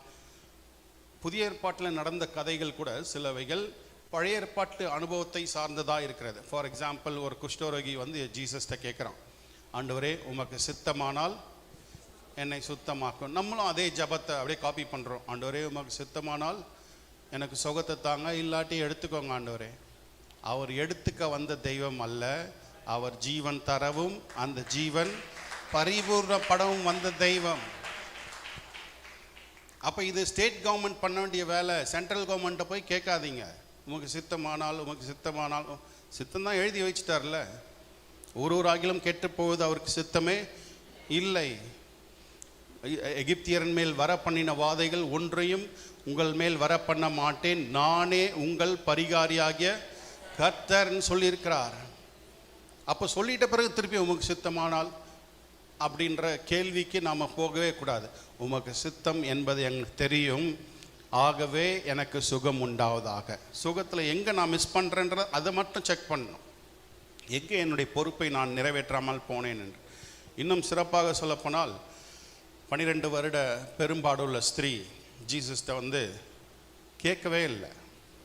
அவர் சித்தமானு செக் பண்ணல, எனக்கு தகுதி இருக்கான்னு செக் பண்ணல. ஏன்னா இதெல்லாம் அவங்களுக்கு வந்து உள்ளுக்குள்ளே ஆண்டவர் பேசியிருப்பார். நிச்சயம் ஆண்டவர் எல்லாருடைய இருதயத்திலும் பேசி கொண்டு தான் இருக்கிறார், வெளிப்பாடுகளை கொடுத்து கொண்டு தான் இருக்கிறார். அவங்களுக்கு ஒரு கான்ஃபிடென்ஸ் வந்துச்சு, நான் போய் அவரை டிஸ்டர்ப் பண்ணிட்டு இதெல்லாம் பேசிட்டு முதல்ல பொது இடத்துல போகிறதுக்கே எனக்கு உரிமை இல்லை சட்டப்படி, அந்த உதிரத்தின் பிரச்சனையினால். இவங்க என்ன பண்ணுறாங்க, நான் போய் அவருடைய வஸ்திரத்தின் ஓரத்தை ஆகிலும் தொட்டால் சொஸ்தமாவேன் என்று தன்னுடைய இருதயத்தில் சொல்லி கொண்டார்கள். அவங்களுக்கு தெரிஞ்சிச்சு இந்த மிரக்கில் எப்படி பெறுறதுக்கான வழிமுறை தெரிந்து விட்டது. நேராக இதை நான் விசுவாசிக்கிறேன், இதை நான் சொல்லுகிறேன், இதை நான் செய்ய போகிறேன், அற்புதம் நடந்தே தீரும். ஸோ இங்கே ஜீசஸே ஷாக் ஆகிட்டார். யாரோ ஒருத்தர் என்னை தொட்டாங்க, என்கிட்ட இருந்து வல்லமை புறப்பட்டது. ஜீசஸ் வந்து அந்த நேரத்தில் நமக்கு தெரியும் சரீரத்தில் இருந்ததுனாலே அவர் முழு தெய்வமாக இருக்கவில்லை. தெய்வத்துவத்தின் அனைத்து வல்லமைகளையும் துறந்தவராக மனிதனாக இந்த பூமியில் இருக்கிறார். யாரோ ஒருத்தர் என்ன தொட்டாங்க, வல்லமை புறப்பட்டது. அப்படி என்றால் யாரோ ஒருத்தர் என்கிட்ட அற்புதத்தை திருடிட்டாங்க. அந்த ஆளை பிடிச்சி தண்டனை கொடுத்து ஒன்றும் இல்லாமல் ஆக்கிடணும் அப்படியா சொன்னார்? அவளை கூப்பிட்டு, ஸ்திரீயே உன் விசுவாசம் பெரியது என்று பாராட்டுகிறார். நீங்கள் எவ்வளவு அதிகமாக விசுவாசத்தை பயன்படுத்தி அற்புதத்தை பெற்றுக்கொள்கிறீர்களோ அவ்வளவு சந்தோஷம் ஆண்டவர் உங்கள் மேல் படக்கூடியவராக இருக்கிறார். அப்போ பிரச்சனை எங்கே இருக்குது? என் ஜபத்துக்கு பதில் வரலையே, ஆண்டவர் என்னுடைய அற்புதத்தை தரவில்லையே, என்னுடைய சுகத்தை தரவில்லையே, என்னுடைய செழிப்பை தரவில்லையே என்று முறையிட்டு கொண்டிருப்பதை நிறுத்திவிட்டு நாம் நம்முடைய சமுத்திரத்தை பிளக்கும் நேரம் வந்திருக்கிறது. நாம் நம்முடைய அற்புதத்தை செய்து கொள்ளும் நேரம் வந்திருக்கிறது. நாம் நம்முடைய தோசையை சுட்டு சாப்பிட வேண்டிய நேரம் வந்திருக்கிறது. தோசைன்னு சொன்ன உடனே தான் பாதி பேர் சந்தோஷப்படுறாங்க. அதனால தான் அப்படி சொல்கிறதே இல்லையா? அப்போ தான் நமக்கு ஈஸியாக ரிலேட் ஆகும். ஏதாவதோட கனெக்ட் பண்ணோம்னா, அடிக்கடி சர்ச்சில் பிரியாணின்னு சொல்லி என் பேரே பிரியாணி பாஸ்டர்னு வச்சுட்டாங்க. ஸோ அட்லீஸ்ட் அப்பயாவது சிரிக்கிறாங்க 2 பேர், இல்லாட்டி எல்லாம் தூங்கிடுறாங்க. அதனால் 2 ஜோக்கு சொன்னாவது விழிச்சுக்குவாங்கன்றதுக்காக. ஆண்டோடைய சமூகத்தில் வந்து தூங்குனீங்களா, ரொம்ப சந்தோஷம். ஆனால் விழிச்சிருந்தீங்கன்னா அதை விட மிக சந்தோஷம் இல்லையா? நாம் ஆண்டோடைய சமூகத்தில் தான் முழு விடுதலையோடு இருக்க முடியும். ஸோ கர்த்தர் நமக்கு கொடுத்திருக்கிற பொறுப்பை நிறைவேற்றுகிற காரியத்திலே நாம் அறியாமையினாலே மாட்டிக்கொண்டு இருக்கிறோம். ஸோ முதலாவதாக இந்த பிளானட் யாரோடது, இதில் என்னென்ன உரிமை இருக்குது நமக்கு, நம்ம யார், இதெல்லாம் வந்து நமக்கு எஸ்டாப்ளிஷ் ஆகிடணும். அது திரும்ப திரும்ப சந்தேகப்பட்டுகிட்டே இருக்கக்கூடாது. இப்போது இன்னொரு 18 வருஷம் கூனியாக இருந்த பெண்மணியை சுகமாக்கும் போது ஆண்டவர் சொல்லுகிற வார்த்தை, ஆபிரகாமின் குமாரத்தி ஆகிய இவள் இப்படி கட்டப்பட்டிருப்பது என்னுடைய சித்தம் இல்லை, அவர் இன்னைக்கு ரிலீஸ் ஆகணும் அப்படின்னு சொல்கிறார். அப்போ அவங்களே அந்த உரிமையை யோசிச்சாங்களா தெரியல. நான் ஆபிரகாமுடைய குமாரத்தி அப்படின்றால் வம்சவம்சமாக வந்த ஒரு சந்ததி, ஆபிரகாமுக்கு சொல்லப்பட்ட வாக்குத்தத்தங்கள் எல்லாம் கிறிஸ்து இயேசுவுக்குள் ஆம் என்றும் ஆமேன் என்றும் எனக்கு பலிக்க வேண்டும் என்று விசுவாசிச்சாங்களா இல்லையா தெரியல. ஆனால் ஆண்டவர் சொல்லுகிற காரியம், இவ ஆபிரகாமின் குமாரத்தி, இவ இப்படி கட்டப்பட்டிருக்கக்கூடாது, இவ இப்படி வியாதியில் இருக்கக்கூடாது, இவ இப்படி வறுமையில் இருக்கக்கூடாது, இன்னைக்கு நான் அவங்கள சுகமாக்கி ஆகணும், விடுதலை ஆக்கி ஆகணும் அப்படின்னு ஆண்டவர் ஆதங்கப்படுகிறதை நாம் பார்க்கிறோம். அப்போ அப்படி ஆதங்கம் பண்ண வேண்டிய தெய்வம் ஏன் எனக்கு மாத்திரம் இன்னும் செய்யலை அப்படின்னு திரும்பவும் நம்ம அந்த கேள்வி கேட்பது நிறுத்திவிட்டு, நான் என்ன செய்ய வேண்டும் ஆண்டவரே? அப்போ இங்கே இந்த கான்டெக்ஸ்டில் நாம் பார்க்கும்போது, நீங்கள் யூ கோ ஃபார்வர்ட், நீங்கள் புறப்பட்டு போங்கள் என்று ஆண்டவர் சொல்கிறார். அதுக்கு பிறகு மோசேக்கு ஸ்பெசிஃபிக்காய், நீ உன் கோலை நீட்டி கடலை பிளந்து விடு என்று ஸ்பெசிஃபிக் இன்ஸ்ட்ரக்ஷன்ஸ் கொடுக்குறார். உங்கள் வாழ்க்கையிலையும் கர்த்தர் அப்படி தனிப்பட்ட ஒரு ஆலோசனையை, ஒரு வழிநடத்தலை நிச்சயமாக கொடுப்பார். ஸோ இந்த முதல்ல இந்த பூமி யாரோடது அதை ஃபஸ்ட்டு நம்ம செட்டில் பண்ணிடணும். வேதத்தில் நாம் பார்க்கும்பொழுது சங்கீதம் 115:16 வானங்கள் கர்த்தருடையவைகள், பூமியோ மனுபுத்திரருக்கு கொடுத்தார். ஸோ வானம் பூமி எல்லாம் யாரோடது? நம்ம ஆண்டவர் தான், இல்லை வேற சாமி தான்? கன்ஃபார்ம்டு இல்லை, இல்லை அந்த மலை மாத்திரம் அவங்களுதா? இல்லை இந்த ஊர் மாத்திரம், அங்கே நிறைய விக்கிரக ஆராதனை இருக்குது, அங்கே இது இருக்குது, அங்கே அதிக பூஜை பண்ணுறாங்க, அங்கே இது இன்னும் யாகம் வளர்க்குறாங்க. எல்லா ஊரும் கர்த்தருடையது. எல்லா பிளானட்ஸ் அண்ட் கேலக்சிஸ் எல்லாம் கர்த்தருடையது. ஸோ அதில் நமக்கு சந்தேகம் வந்துடக்கூடாது. அவன் தான் ஆக்கிரமிச்சிட்டு உட்காண்டிருக்கான். நம்ம அப்பாவுடைய சொத்தை மீட்கெடுக்கும் பொறுப்பில் இருக்கிறோம். ஆகவே இந்த பூமியும் வானமும் கர்த்தருடையது. வானங்கள் கர்த்தருடையது. அதில் செகண்ட் பொறுப்பு என்னது? பூமியை மனுபுத்திரருக்கு கொடுத்தார். இதை எக்ஸ்பிளைன் பண்ணி ஜீசஸ் நிறைய பேரபிள்ஸ் சொன்னார். உக்ரானத்துவம் என்ற வார்த்தையை பயன்படுத்துகிறாரு. இங்கிலீஷில் ஸ்டூவர்ட்ஷிப் என்று சொல்லப்பட்டிருக்கிறது. இதை பூமியை வந்து நம்மகிட்ட கொடுத்துட்டு போனார். ஆதாம் ஏவாள் ஏமாற்றப்பட்டு விட்டார்கள். திரும்பவும் இயேசு கிறிஸ்து நமக்காக பலியாகி அந்த சாபத்திலேருந்து எல்லாத்தையும் மீட்டு திரும்பி அவரே எடுத்துகிட்டு போயிடல, அத்தாரிட்டியை நம்மக்கிட்ட தான் கொடுத்துட்டு போயிட்டாரு. ஸோ இந்த பூமி யார் கண்ட்ரோலில் இருக்குது? சந்தேகமாயிடுச்சு, குழப்பமாயிடுச்சு நமக்கு இல்லையா? ஆண்டவர் ஒரு முறை சொல்லிட்டான்னா பேச்சை மாற்றவே மாட்டார். நம்ம தான் மாறிடுவோம். அனுபவத்தை வச்சு லைட்டாக மாற்றிடுவோம். கொஞ்சம் நம்மது மாதிரி தான் தெரிதுங்க பிரதர், ஆனாலும் அப்படி லைட்டாக ஷேக் ஆயிடுவோம். நம்ம பூமியை மனுபுத்திரருக்கு கொடுத்தார். திரும்ப அவருடைய ஓனர்ஷிப்பை செக் பண்ணிக்கோங்க. சங்கீதம் 24:1 நமக்கு எல்லாருக்கும் தெரிஞ்ச வசனம், பூமியும் அது நிறைவும் உலகமும் அதில் உள்ள குடிகளும் கர்த்தருடையது. God owns everything. இந்த பூமி கர்த்தருக்கு சொந்தமானது. இதில் இருக்க மனிதர்கள் எல்லோரும் கர்த்தருக்கு சொந்தமானவர்கள். இது அவரினாலே, அவரை கொண்டு, அவருக்காக சிருஷ்டிக்கப்பட்ட உலகம். இந்த பிசாசுக்கு இங்கே எங்கே உரிமையும் கிடையவே கிடையாது. அப்போ இந்த பூமி நம்மக்கிட்ட கொடுத்துட்டு போனதுனால சில பொறுப்புகளை நம்ம தான் செய்ய வேண்டும். இந்த கல்லறை விஷயமாக அடிக்கடி நிறைய ஆஃபீஸ்லாம் போயிட்டு வரோம். அரசியல்வாதியை பார்க்குறோம், கோர்ட்டில் கேஸ் ஒரு சைடு, இப்படி பல விதத்தில் ட்ரை பண்ணாலும் லாஸ்ட்டாக என்ன சொல்கிறாங்க, ஃபைனலாக எல்லாம் வந்த பிறகு இந்த ஏரியாவுடைய கலெக்டருக்கு தான் அதிகாரம் இருக்கிறது. கலெக்டரு அவர் தாசில்தாரை கூப்பிடுவார், தாசில்தார் விஓவை கூப்பிடுவார், அப்போ தான் ஃபைனல் ஆகும் அப்படி சொல்கிறாங்க. ஸோ என்ன தான் சுற்றி சுற்றி எங்கே வந்தாலும் அந்த இடத்துடைய அதிகாரி யார், அங்கே தான் வந்து முடிகிறது. அதே போல தான் உங்கள் வாழ்க்கையின் பிரச்சனையில் தீர்வு எங்கே இருக்கிறது? அந்த வீட்டுக்கு அதிகாரி யார்? நீங்கள் தான் அந்த பிரச்சனையை தீர்க்க முடியும். ஆகவே தான் ஆண்டவர் சொல்கிறார், இந்த சமுத்திரத்தை நீ பிளந்து விடு. ஆனால் அது ப்ராக்டிக்கலாக எது நடந்து பார்த்தீங்கன்னா, இவர் கோலை நீட்டுறாரு, விளக்க சொல்லி கட்டளை கொடுக்குறாரு. ஆனால் சங்கீதத்தில் நாம் வாசிக்கும்போது ஆண்டவர் தன்னுடைய நாசியின் சுவாசத்தினால் அந்த கடலை பிளந்தார் என்றிருக்கிறார். ஸோ சும்மா போக சொல்லிட்டு அவர் வேடிக்கை பார்க்குறவர் அல்ல. நீ போய் முன்னாடி காலை வைப்பா, மிச்சத்தை நான் வந்து பார்த்துக்கிறேன். நம்ம தனியே விடுகிற தேவன் அல்ல, நம்மோடு எப்பொழுதும் இருக்கிற தேவன். அவர் சொல்லியிருக்கிறார், நம்மை விட்டு விலகுவதும் இல்லை, நம்மை கைவிடுவதும், உலகத்தின் முடிவு பரியந்தம் சகல நாட்களில் நான் உங்களோட கூட இருக்கிறேன்னு சொல்லியிருக்கார். ஆனாலும் பிரச்சனை நேரத்தில் நம்ம செய்கிற ஃபஸ்ட்டு ஜபம் என்ன தெரியுமா? ஆண்டவரே, உமக்கு கண் இல்லையா? என்ன மறந்துட்டிங்களா? என்ன நினச்சிக்கோங்க ஆண்டவரே. அப்படி சில பாடல்களும் இருக்குது. என்ன மறந்துடாதீங்க ஆண்டவரே, என்ன நினச்சிக்கோங்க ஆண்டவரே. நான் எப்பப்பா மறந்தேன்? எனக்கு ஞாபகம் மறதி பிரச்சனையே இல்லையே, நான் உன்னை மறைக்கவே இல்லையே. உங்களை நான் என்னுடைய உள்ளங்கள், இதெல்லாம் பிரச்சனை நேரத்தில் மறந்தது. இந்த வசனம்லாம் ஞாபகம் வர மாட்டேங்குது. ஆண்டவர் வந்து அவனை மறந்துட்டார், ஆண்டவர் அந்த ஊழியக்காரையை மறந்துட்டார், அந்த தலைவரையை மறந்துட்டார், நம்மளையும் மறந்துட்டார். உங்களை மறக்கிறவர் அல்லவே அல்ல, உங்களை விட்டு விலகுகிறவரும் அல்ல, உங்களை கைவிடாதவர், உங்களை எப்பொழுதும் நிரந்தரமாக நேசிக்கிறவர் இருக்கிறார். So number 1, you have the pleasure of God. தேவனுடைய பிரியத்தை நீங்கள் பெற்றிருக்கிறீர்கள். நீங்கள் கர்த்தரால் நேசிக்கப்பட்டவர்கள் என்பதை மறக்கவே கூடாது.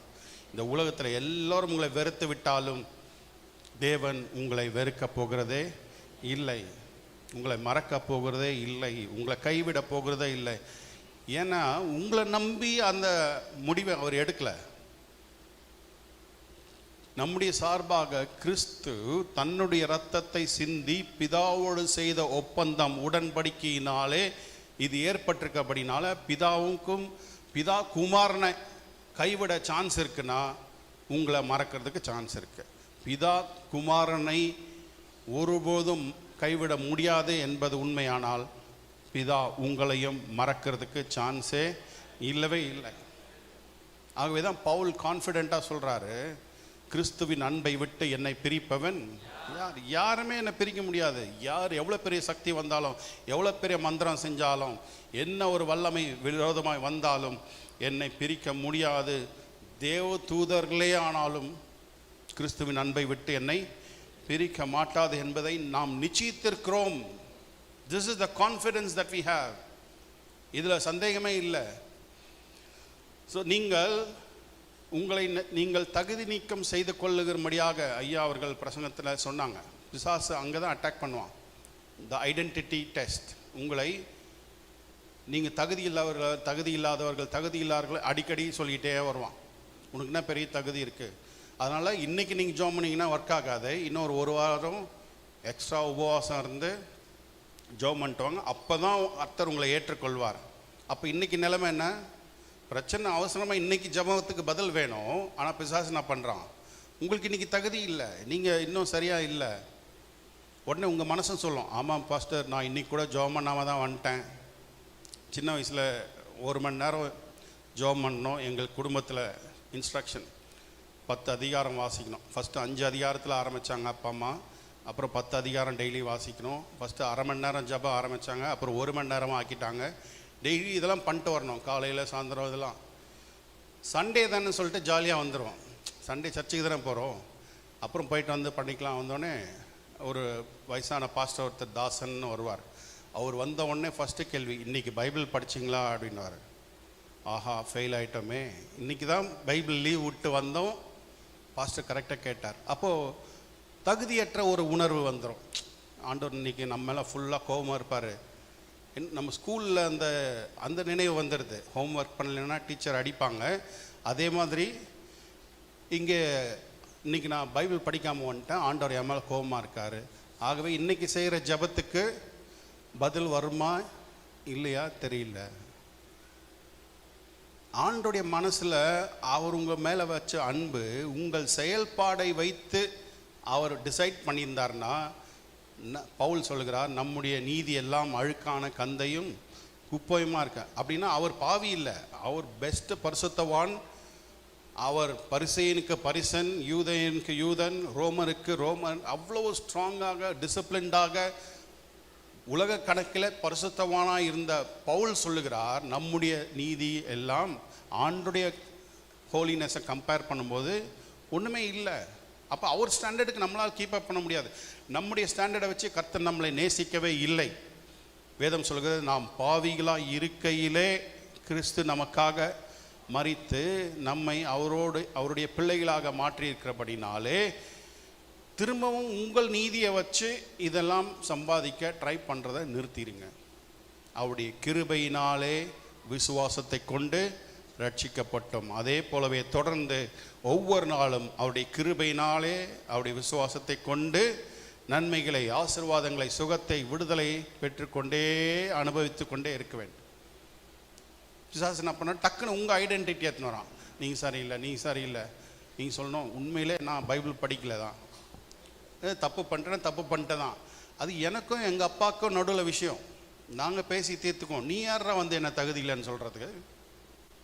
அந்த தைரியம் வர வேண்டும். அந்த being secure in Christ Jesus, கிறிஸ்து இயேசுவுக்குள் பாதுகாப்பாக இருக்கிற அந்த உணர்வை நாம் வளர்த்து கொள்ள வேண்டும். யாரும் கிறிஸ்துவின் அன்பை விட்டு என்னை பிரிக்க முடியாது. அது அந்த சென்னை பாஷையில் சொல்லணுன்னா அந்த ஆவிக்குரிய தெனா விட்டு வரணும். இது வெளியில் போய் சொல்கிற, மற்றவங்கிட்ட போய் சொல்கிற விஷயம் இல்லை. பிசாசு உங்களை எதிர்த்து நிற்கும்போது நீங்கள் சர்வாயுத வர்க்கத்தை தரித்தவர்களாக, அவனை எதிர்க்கிற திராணி உள்ளவர்களாக நிற்கிறதுக்கு நீங்கள் ரெடியாக இருக்க வேண்டும். அவன் வரும்போது தான் ஃபஸ்ட்டு எடுத்துன்னு உங்களை அங்கே தானே அட்டாக் பண்ணுறான். எப்போவுமே தகுதி இல்லைன்றதான் அட்டாக் பண்ணிடுறான். அப்போ நீங்களே சொல்கிறீங்க, ஆண்டவரே, உடனே நம்ம ஜபத்தையே மாற்றிடுவோம். பாவியாகி என் மேல் கிருபை, அந்த ஜபத்துக்கு போயிடுவோம். ஹலோ, நீங்கள் தான் அதிகாரி. கர்த்தர் உங்களை தான் கடலை பிறக்க சொல்லியிருக்கார். அங்கே போய் பாவியாகி என் மேல் தயவுசெய்து கடலை திறந்து விடுங்க ஆண்டவரே. அவுட்டு. ஒரு ஒரு ஒரு ஆஃபீஸர் வந்து பிச்சை எடுத்துகிட்டு இருக்க முடியாது, கெஞ்சிகிட்டு இருக்க முடியாது. ஒரு கலெக்டர் இங்கே வராரு, அவர் டிரைவரை கூப்பிட்டு, தயவுசெய்து தம்பி இந்த டோரை திறந்து விடுறீங்களா, நான் கொஞ்சம் காரில் ஏறணும், அது வரைக்கும் அப்படி ஏதாவது பேசியிருக்காங்களா? அதிகாரினாலே அங்கே அதிகாரம், அந்த ஒரு சென்னை பாஷையில் தென்னாட்டு, அதுதான் வந்தாகணும். அது வந்தால் தான் சரிப்பட்டோம். அது வந்து திமிர அல்ல. சில நேரத்தில் திமிராக இருக்கவங்களாம் வேற. இது திமிர அல்ல, இது நோயிங் ஹூ தே ஆர், அவர்கள் யார் என்பதை அறிந்து சரியாக செயல்படுத்துவது. நான் அவரை பற்றி சொன்னேன் இல்லையா, ஃபஸ்ட் டைம் அவரை வாசிக்கும் போது அங்கேருந்து பார்த்தேன். அந்த கமாண்ட் இருக்குன்னு சொன்னேன் பாருங்க. அவர் அந்த பிஜிஎம் வாசிக்கும்பொழுது அவர் ரிதம் செக்ஷனுக்கு கமாண்ட் கொடுக்குறார், இந்த பேட்டர்ன் வாசி. அது நிறைய எத்தனை பேர் பார்த்துருந்தீங்க தெரியல, நான் அவரே பார்த்துட்ருக்கேன். அன்னைக்கு வாசிக்கும் போது அந்த அவ்வளோ கான்ஃபிடென்ஸ் இருக்கிறதுனால தான் கமாண்ட் கொடுக்க முடியுது. அவர் அதை ஒத்துழைச்சு அதை வாசிக்கிறாங்க. அப்போது சில காரியங்கள் வாய் திறந்து பேசணும்னு அவசியம் இல்லை, கண்ணிலேயே உடல் பாஷையிலே நீங்கள் பேச முடியும். கமாண்ட் கொடுத்தா விஷயம் நடக்கும். அப்படி என்றால் உங்களுக்கு அந்த கான்ஃபிடென்ஸ் இருக்கிறது. இசையிலே அந்த கான்ஃபிடென்ஸ் இருக்கிறதுனால அவர் அதை செய்ததை நான் பார்த்து அன்னைக்கு ரசித்து கொண்டிருந்தேன். அதே போலவே ஆவிக்குரிய வகையிலே கர்த்தர் உங்களுக்கு கொடுத்திருக்க அவருடைய பிரியத்தை, அவருடைய ஏற்றுக்கொள்ளுதலை நீங்கள் அங்கீகரித்து கொள்ள வேண்டும். இயேசு கிறிஸ்து ஞானஸ்நானம் எடுத்து கரையேறின பொழுது அவருக்கு பிதாவாகி தேவன் ஒரு சர்டிஃபிகேஷன் கொடுத்தார். இவர் என்னுடைய நேசகுமாரன், இவரில் நான் கொஞ்சம் கோபமாக இருக்கேன். அப்படியா சொன்னார்? மிகவும் பிரியமாக இருக்கேன், அதுதான் எக்ஸாக்ட் வேர்ட். Well pleased. இப்போ இது ஜீசஸ்க்கு மட்டும் சொல்லப்பட்டது அப்படின்னு தான் நிறைய பேர் நம்ம என்ன பண்ணுவோம், பிதாவுக்கு ஜீசஸ்க்கு ஃபுல் பிரியம் இருக்குங்க, என் மேலே அந்த பிரியம் இருக்கா தெரியல அப்படின்னு தான் பேச சொல்லுவான். பிதாவாகிய தேவன் உங்களை தனிமைப்படுத்தி பார்க்கிறதே இல்லை. ஏனென்றால் அவர் பாவத்தை பார்க்கக்கூடாத சுத்த கண்ணர் என்று வேதம் சொல்கிறார். அப்போது நாம் கிறிஸ்துவுக்குள் மறைக்கப்பட்டிருக்கிறபடினாலே, கிறிஸ்துவுக்குள் ஏற்றுக்கொள்ளப்பட்டிருக்கிறபடினாலே, நான் வசனங்களை ரெஃபரன்ஸ் சொல்லாமல் அப்படியே ஸ்ட்ரைட்டாக சொல்லிட்டு போகிறேன். Since we are accepted in the beloved, கிறிஸ்துவுக்குள் நாம் ஏற்றுக்கொள்ளப்பட்டிருக்கிறபடினாலே கிறிஸ்துவுக்கு கிடைத்த அனைத்து அங்கீகாரங்களும், அனைத்து உரிமைகளும், அனைத்து அதிகாரங்களும் உங்களுக்குரியதாய் மாறியிருக்கிறது. ஆகவே தான் நீங்கள் ஜெபம் செய்தால் பிதாவாகிய தேவன் நோ சொல்லவே முடியாது. இதை நீங்கள் நம்ப வேண்டும். இதுதான் உண்மை.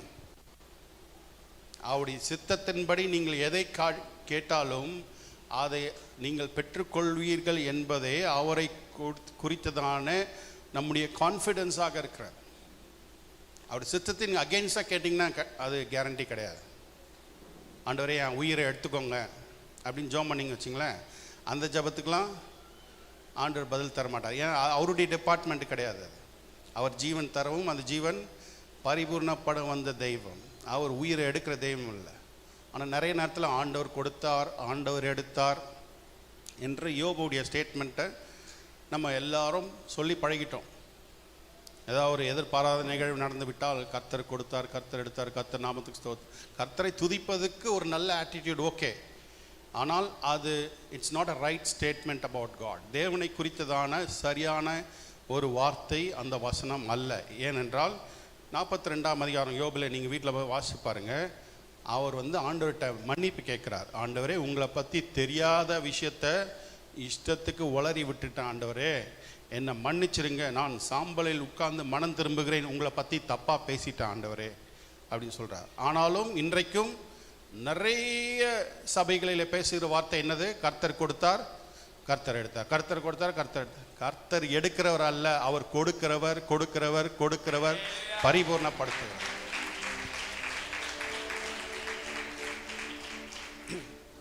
ஸ்மித் விகில்ஸ்வர்த் என்ற ஊழியக்காரர், அவர் ஏறக்குறைய 16லேருந்து 18, சிலர் 21 என்று சொல்கிறார்கள், அத்தனை செத்தவர்களை உயிரோடு எழுப்பினார் என்று எழுதியிருக்கிறார்கள்.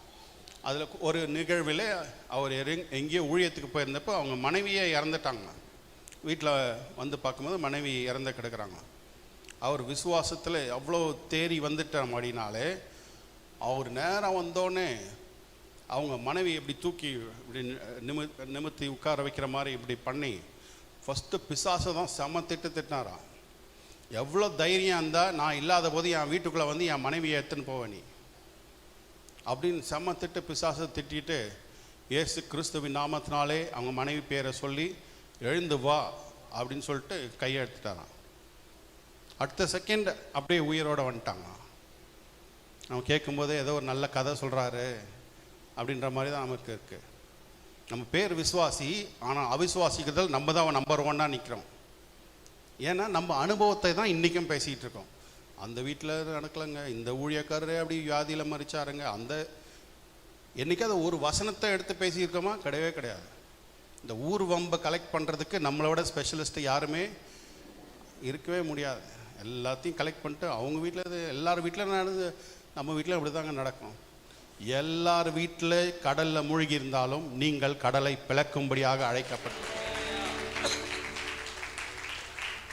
இப்போ அவங்கள போல வாழறதுக்கு நமக்கு என்ன ஒரு விசேஷம்? கர்த்தர் நம்மோடு இருக்கிறார்ன்றது ஸ்பெஷாலிட்டி என்னது? நம்ம ஏதாவது ஒன்று சாதிக்க வேண்டும், ஒன்று அல்ல, ஒவ்வொரு நாளும் சாதனையின் நாளாக இருக்க வேண்டும். ஸோ அவர் உயிரோடு எழுப்பிட்ட பிறகு அப்புறம் ஆண்டவர் இவர்கிட்ட பேசுகிறாராம். இவர் ஆண்டவர் சொன்னாராம் இவர்கிட்ட, அப்பா அவங்க பிசாசு எடுக்கலை, அவங்க காலம் முடிஞ்சிச்சு, நான் தான் அவங்கள வீட்டுக்கு கூப்பிட்டுட்டேன் அப்படின்னு சொன்னாராம். இல்லை ஆண்டவரே, சில மணி நேரம் நான் என் ஒய்ஃப்கிட்ட பேசணும், கொஞ்சம் வெயிட் பண்ணுங்கன்னு சொல்லிட்டு சில நேரம் அவரோட மனைவியோட பேசிட்ட பிறகு ஓகே நான் அனுமதிக்கிறேன், நீ இளைப்பாறுதலுக்குள்ளே போயிரு. அப்போ அவங்க மனைவி சொல்கிறாங்களாம், எவ்வளோ சூப்பரான இடம், நான் அங்கே என்னை ஏன் இங்கே கூட்டின்னு திருப்பி இங்கே சாவடிக்க பார்க்குறீங்க? நம்ம வார்த்தை எப்படி, இங்கேருந்து என்னை விட்டுருங்க, அங்கே போய் நல்லா இருக்குன்ற அப்படி ஆப்போசிட்டாக யோசிக்கிறோம். கர்த்தருடைய பிள்ளைகள் பவுல் சொல்லுகிறதை போல, இங்கே இருந்தால் மக்களுக்கு லாபம், கண்ணை மூடினால் எனக்கு லாபம், நான் நிலைப்பாறுதலுக்குள்ளே இருக்கிறேன் என்று சொல்லுகிறேன். ஸோ அந்த மனைவி அதுக்கு பிறகு பேசி, நான் போயிட்டு வரேங்க, அங்கே என்னை டிஸ்டர்ப் பண்ணாதீங்க அப்படின்னு சொல்லிட்டு அவர்கள் திரும்ப மறைத்து விட்டார்கள் என்று சொல்லப்படுகிறது. அப்படி நீங்கள் உங்கள் ஆயுசு நாட்களை சந்தோஷத்தோடு முடிக்க வேண்டும். உன் ஆயுசு நாட்களை நான் நிறைவேற்றுவேன் ஆண்டு சொல்லியிருக்கார். You will complete the days of your life. அப்போ பாதி பேர் நிறைய முன்னாடியே போயிடுறாங்க. இப்போ இந்த தேவன் சுத்தம் இருக்கான் இல்லையான்ற ஒரு டிபேட் வந்துட்டே இருக்கு இல்லைங்களா? எசேக்கியா ராஜாவுக்கு அன்னைய சூழ்நிலையில் பெஸ்ட் ப்ராஃபெட், அன்னைக்கு மட்டும் இல்லை இன்னைக்கு வரைக்கும் ஏசியா தீர்க்கதரிசி தான் இருக்கிறதுல டாப் மோஸ்ட் என்று சொல்லப்படுகிறது. அப்போது ஏசியா தீர்க்கதரிசியை வந்து சொல்கிறாரு, உன் வீட்டை ஒழுங்குபடுத்து, நீ இந்த வியாதியில் மறிச்சிருவ. இதுதான் தீர்க்கதரிசனம். ஸோ பெஸ்ட் தீர்க்கதரிசனமும் கர்த்தரிடத்துலேருந்து தான் வந்திருக்கிறது. இப்போ என்ன நம்ம ஜெபம் பண்ணோம்? உம்முடைய சித்தத்தின்படியே எனக்கு ஆகட்டும். அப்புறம் மீட்டிங்கில் கர்த்தர் கொடுத்தார், கர்த்தர் எடுத்தார், இதுதான் சொல்ல போகிறோம். ஆனால் அவர் வேற ஒரு ஆப்ஷன் செலக்ட் பண்ணுறார். இந்த ஆப்ஷன் நான் செலக்ட் பண்ணல ஆண்டவரே, எனக்கு இன்னும் குழந்தை பிறக்கலை, அடுத்த ராஜா இன்னும் இந்த ஊருக்கு ரெடி ஆகலை, ஆகவே என்னுடைய ஆயுசு நாட்களை கூட்டி கொடுக்க வேண்டும். என்ன ஜெபம் பண்ணார்னு ரெக்கார்ட் பண்ணல. ஒரு ஃபியூ மினிட்ஸ் தான் இப்படி திரும்பி அழுதார், ஜெபம் பண்ணார், அவ்வளோதான். அந்த அரண்மனையை விட்டு வெளியே போய் கொண்டிருக்கிற தீர்க்கதரிசிக்கு கர்த்தருடைய வார்த்தை திரும்ப உண்டாகிறது. நீ திரும்பி போய் சொல்லு, 15 வருஷத்தை நான் உனக்கு கூட்டி கொடுத்தேன். இப்போ யாருடைய சித்தம் நிறைவேறுகிறது? தீர்க்கதரிசியும் ஒரிஜினல் தீர்க்கதரிசனமும் கர்த்தரிடத்திலிருந்து வந்த வார்த்தை தான். இவரே கலப்படம் பண்ணி எதுவும் தயார் பண்ணி சொல்லலை. அப்போ ஏன் இப்போ மாறுது? ஏன்னா இந்த பூமியில் இருக்கிற வரைக்கும் நீங்கள் சொல்கிறது தான் ஆண்டவரை செய்ய ரெடியாக இருக்கிறார். அதனால தான் இங்கே அதோடைய டெமான்ஸ்ட்ரேஷன் தான் இங்கே ஆண்டவர் சொல்கிறார், நீ கடலை பிளந்து விடு, நீ செய். இன்னும் ஆண்டவர் நிறைய வார்த்தை சொல்லும்போது பார்வோனுக்கு உன்னை கடவுளாக மாற்றி இருக்கிறேன் என்று சொல்கிறார். அந்த காலத்தில் பார்வோன் தான் அந்த தேசங்களுக்கே கடவுள் என்று கருதப்பட்டவன். அவன் பார்த்து பயப்படுற ஒரே ஆள் நீயாக தான் இருப்ப. இந்த உலகம் பார்த்து பயப்பட வேண்டிய நிலையிலே நீங்கள் தகுதி பெற்றவர்களாக, தலைவர்களாக, சாதிக்கிறவர்களாக இருக்கும்படியாக கர்த்தர் உங்களை அழைத்திருக்கிறார். நீங்களோ பயந்துட்டு இருக்கிறீங்க. இது உண்மை அல்ல. கர்த்தர் உங்களை அழைத்த அழைப்பு, நீங்கள் மற்றவர்களுக்கு கடவுள் ஸ்தானத்தில் இருந்து கர்த்தருடைய ஆசீர்வாதத்தை கொண்டவர்களாக கர்த்தர் உங்களை நியமித்திருக்கிறார். நிறைய காரியங்கள் சொல்ல வேண்டியிருக்கு, நான் டைவர்ட் ஆகிட்டே இருக்கேன். Number 1, you are pleasing to God. நீங்கள் தேவனுக்கு பிரியமானவர்கள். இரண்டாவதாக, you have the power of God. நீங்கள் தேவனுடைய வல்லமையை பெற்றவர்களாக இருக்கிறீங்க. நீங்கள் கையை நீட்டுங்க, மிச்சத்தை அவர் பார்த்துக்கிறார். நீங்கள் காலை வைங்க. அடுத்த நிகழ்வில் பார்க்கும்பொழுது யோர்தான் நதியை எப்படி பிளக்கிறாங்க, ஆசாரியர்கள் அந்த தண்ணியில் போய் காலை வச்ச உடனே பிளக்குது. ஒவ்வொரு மெத்தடும் வேறு மெத்தடில் தான் ஆண்டவர் செய்கிறார். ஹீலிங்ஸ் கூட பார்த்தீங்கன்னா ஜீசஸோட மினிஸ்ட்ரியில் ஒரே ஃபார்மேட்டில் செய்கிறதில்ல. நான் ஃபஸ்ட்டு யோசித்தேன், ஒரு ஃபார்முலா ரெடி பண்ணி கொடுத்துட்டா நல்லா இருக்குமே. கடுகை முதலாவதாக போடவும், பருப்பை ரெண்டாவதாக போடவும், அப்புறமா சுடு தண்ணியை ஊற்றவும், இப்படி லைனாக கூட சாம்பார் ரெடி அப்படின்னு ஈஸியாக பண்ணிடலாம்ல. அது மாதிரி ஆண்டவர் செய்வார்னா பார்த்தா அது மாதிரி ஒரு ஃபார்முலாவை வைக்கலை. ஏன் காம்ப்ளிகேட்டடாக வச்சுருக்காரு, ஒன்றுமே சொல்லலையே அப்படின்னு நிறைய வருஷம் நான் அதை நெகட்டிவாக யோசிச்சுட்டு இருந்தேன். அதுக்கு பிறகு தான் புரிய வந்தது, ஒவ்வொருத்தருடைய பிரச்சனையும் வேறு. அப்போ ஒவ்வொருத்தருக்கும் வேறு தீர்வு தான் சொல்ல வேண்டும். ஒவ்வொருத்தருடைய மைண்ட் செட்டும் வேறையாக இருக்குது. வெளியில் எல்லாருமே ஒரே மாதிரி இருக்கோம், ஆனால் உள்ளுக்குள்ளே நிறைய விஷயங்கள் வேறையாக இருக்குது. அப்போ ஒவ்வொருத்தருக்கும் ஆண்டவர் வேறு இன்ஸ்ட்ரக்ஷன்ஸ் கொடுக்க வேண்டியதாக இருக்கு. நீ உன் படுக்கையை எடுத்துக்கொண்டு நடன்னு ஒருத்தருக்கு சொல்ல வேண்டியது, எனக்கு சித்தம் உண்டு சுத்தமாகனு ஒருத்தருக்கு சொல்ல வேண்டியிருக்குது, எப்பத்தா திறந்து போகணும் ஒருத்தருக்கு சொல்ல வேண்டியதாக இருக்குது. இப்படி ஒவ்வொருத்தருக்கும் வேறு இன்ஸ்ட்ரக்ஷன் தான். ஆனால் அற்புதம் செய்கிறவர் அவர் தான். கர்த்தர் உங்களுக்காக யுத்தம் செய்வார். அதுக்கான உரிமையை உங்களுக்கு கொடுத்திருக்கிறார். இரண்டாவதாக, அதிகாரத்தை கர்த்தர் உங்களுக்கு கொடுத்திருக்கிறார். ஸோ யாருமே உங்களை தகுதியற்றவர்களாக இனிமேல் பேசக்கூடாது. கர்த்தரால் தகுதியாக்கப்பட்ட தேவனுடைய பிள்ளையாகிய நான் என்று ஒவ்வொரு நாளும் உங்கள் மனதிலே இருக்க வேண்டும். சங்கீதம் மன்னிக்கவும், யோவான் 1:12 அப்படி நாமத்தின் மேல் விசுவாசம் உள்ளவர்களாய் அவளை ஏற்றுக்கொண்டவர்கள் எத்தனை பேர்களோ அத்தனை பேர்களும் தேவனுடைய பிச்சைக்காரர்களாகும்படியாக அப்படியே சொல்லப்பட்டிருக்கிறது. பிள்ளைகள், நீங்கள் பிச்சைக்காரர்கள் அல்ல, நீங்கள் கெஞ்சுகிறவர்கள் அல்ல, நீங்கள் வெளியே நின்று அம்மா தாயே அப்படின்னு கூப்பிடுகிறவர்கள் அல்ல, அப்பா பிதாவே என்று கூப்பிடத்தக்க புத்திர சுவிகாரத்தின் ஆவியை பெற்றவர்கள் இப்பொழுது நாம் தைரியமாய் கிருபாசன தண்டிலே சேரக்கடவும். தைரியமாக வந்து நீங்கள் அவர்கிட்ட பேசுங்க. வெளியே தின்னு ஒரு ரெக்கமெண்டேஷனுக்கு மரியாதை கூட்டிகிட்டு வர்றது, யோசேப்பை கூட்டிகிட்டு வர்றது, அந்த ரெக்கமெண்டேஷன்லாம் வேணாம். நீங்களே ஸ்ட்ரெயிட்டாக அவருடைய சமூகத்துக்கு வர வேண்டும். அவர் அதுக்கு உரிமை கொடுத்துருக்கார். So number 1 you have the pleasure of God. Number 2 you have the power of God. அதுலேயும் நம்ம ஃபஸ்ட்டு ஆண்டவருக்கு எல்லா வல்லமையும் இருக்கான்றதையும் செக் பண்ணிக்கலாம். ஃபஸ்ட்டு ஆண்டவருக்கு எல்லா வல்லமை இருக்கா? நிறைய பேருக்கு அதுவே குழப்பமாக இருக்குது இல்லையா? இவர் ஏதாவது மடக்கிறதுக்கு கேள்வி கேட்குறாரா? மடக்கெல்லாம் கேட்கல, நான் பிளெயினாக கேட்குறேன். ஆண்டவர் சர்வ வல்லவர் என்பது உண்மைதானா? அவரால் செய்யக்கூடாத அதிசயமான காரியம் ஒன்றுமில்லை. ஓகே, இல்லைங்க கொஞ்சம் பவர் அவர் வச்சுருக்காரு, மிச்சத்தெல்லாம் பிசாசு வச்சுருக்கான். பிசாசு சில நேரத்தில் ஜெயிச்சிருவான், ஆண்டவர் சில நேரத்தில் ஜெயிச்சிருவார். சில நேரம் 2 பேரும் அடித்து புரண்டு தரையில் விழுந்து, சில நேரம் பிசாசு மூடி ஆண்டவர் கையில், சில நேரம் ஆண்டவர் மூடி பிசாசு கையில். அப்படி ஏதாவது சண்டை ஏதாவது நடக்குதா? சிலுவையிலே பிசாசின் மேல் வெற்றி சிறந்தார் என்ற வேதம் சொல்கிறார். ஸோ தோற்கடிக்கப்பட்டவன் தான் பிசாசு. அதுக்கு முன்னாடி நம்ம பேக்கில் போனோம்னா அவன் சிருஷ்டிப்புகளிலே ஒருவன், தேவதூதனாய் சிருஷ்டிக்கப்பட்டவன் விழுந்து போய்விட்டான். அவனும் ஆண்டவரும் பவரில் மேட்சே கிடையாது. அதனால் பிசாசு கொஞ்சம் சக்தி, ஆண்டவருக்குள்ள சக்தி, திடீர்னு இது ஏறும் இது இறங்கும், இப்படிலாம் உங்கள் மனசில் இருந்து படத்தை அழிச்சிருங்க. இவர் என்றைக்கும் சர்வ வல்லவர், இவன் என்றைக்குமே கீழே தான். ஆண்டவர் தெளிவாக சொல்லியிருக்கார். மத்தேயு 28ஆம் அதிகாரம் 18ஆம் வசனம். மத்தேயு 28:18. All authority. இயேசு சமீபத்தில் வந்து அவர்களை நோக்கி, வானத்திலும் பூமியிலும் சகல அதிகாரமும் எனக்கு கொடுக்கப்பட்டிருக்கிறது. வானத்திலும் பூமியிலும் கொஞ்சம் அதிகாரம் அல்ல, சகல அதிகாரமும் எனக்கு கொடுக்கப்பட்டிருக்கிறது. ஒரு 3.5 வருஷத்துக்கு அப்படியே ரிவைண்ட் பண்ணி போனீங்கன்னா, வனாந்தரத்தில் இயேசு 40 நாட்கள் உபவாசம் செய்து கொண்டிருந்த பொழுது அங்கே பிசாசு வந்து ஒரு ஸ்டேட்மெண்ட் சொல்கிறான். அவன் என்ன சொல்கிறான்? என் காலில் விழுந்து வணங்குனீங்கன்னா இந்த எல்லா பூமியுடைய அதிகாரம் எனக்கு கொடுக்கப்பட்டிருக்கிறது, நான் உனக்கு தரேன். நிறைய விசுவாசிகள் அந்த இடத்துல தான் நிற்கிறாங்க. இன்னும் பிசாசு தான் கண்ட்ரோலில் வச்சுருக்கான்னு நினச்சிட்டு இருக்கோம். பிசாசு கண்ட்ரோல்லேருந்து மீட் எடுத்து விட்டு, ஸோ ப்ரொக்ரெஷன் ஆஃப் ரெவலேஷன் நம்ம கவனிக்க மறந்து விடுகிறோம். சத்தியத்தின் வளர்ச்சி பரிமாணங்கள் வளர்ந்து அடுத்த நிலைக்கு வந்திருக்கிறது. ஃபார் எக்ஸாம்பிள் இப்போ பார்த்தீங்கன்னா லூக்கா 9ஆம் அதிகாரம் 10ஆம் அதிகாரத்தில் 12 பேரை ஆண்டவர் வல்லமை அதிகாரத்தை கொடுத்து அனுப்புகிறார். 70 பேரை அடுத்த அதிகாரத்தில் கொடுத்து அனுப்புகிறார். அப்போ போகும்போது எங்கே ஊழியம் செய்யணும்னு சொல்கிறாருன்னா, வெறுமனே யூதர்களுக்கு மட்டும்தான் போகணும். போகும்போது உங்களுக்கு பணப்பையோ ட்ரெஸ்ஸோ சாப்பாடோ எதையும் எடுத்துகிட்டு போகக்கூடாதுன்னு சொல்கிறாரு. நிறைய ஊழியக்காரர்கள் இன்றைக்கி வரைக்கும் அதே தான் பேசிகிட்டு இருக்காங்க.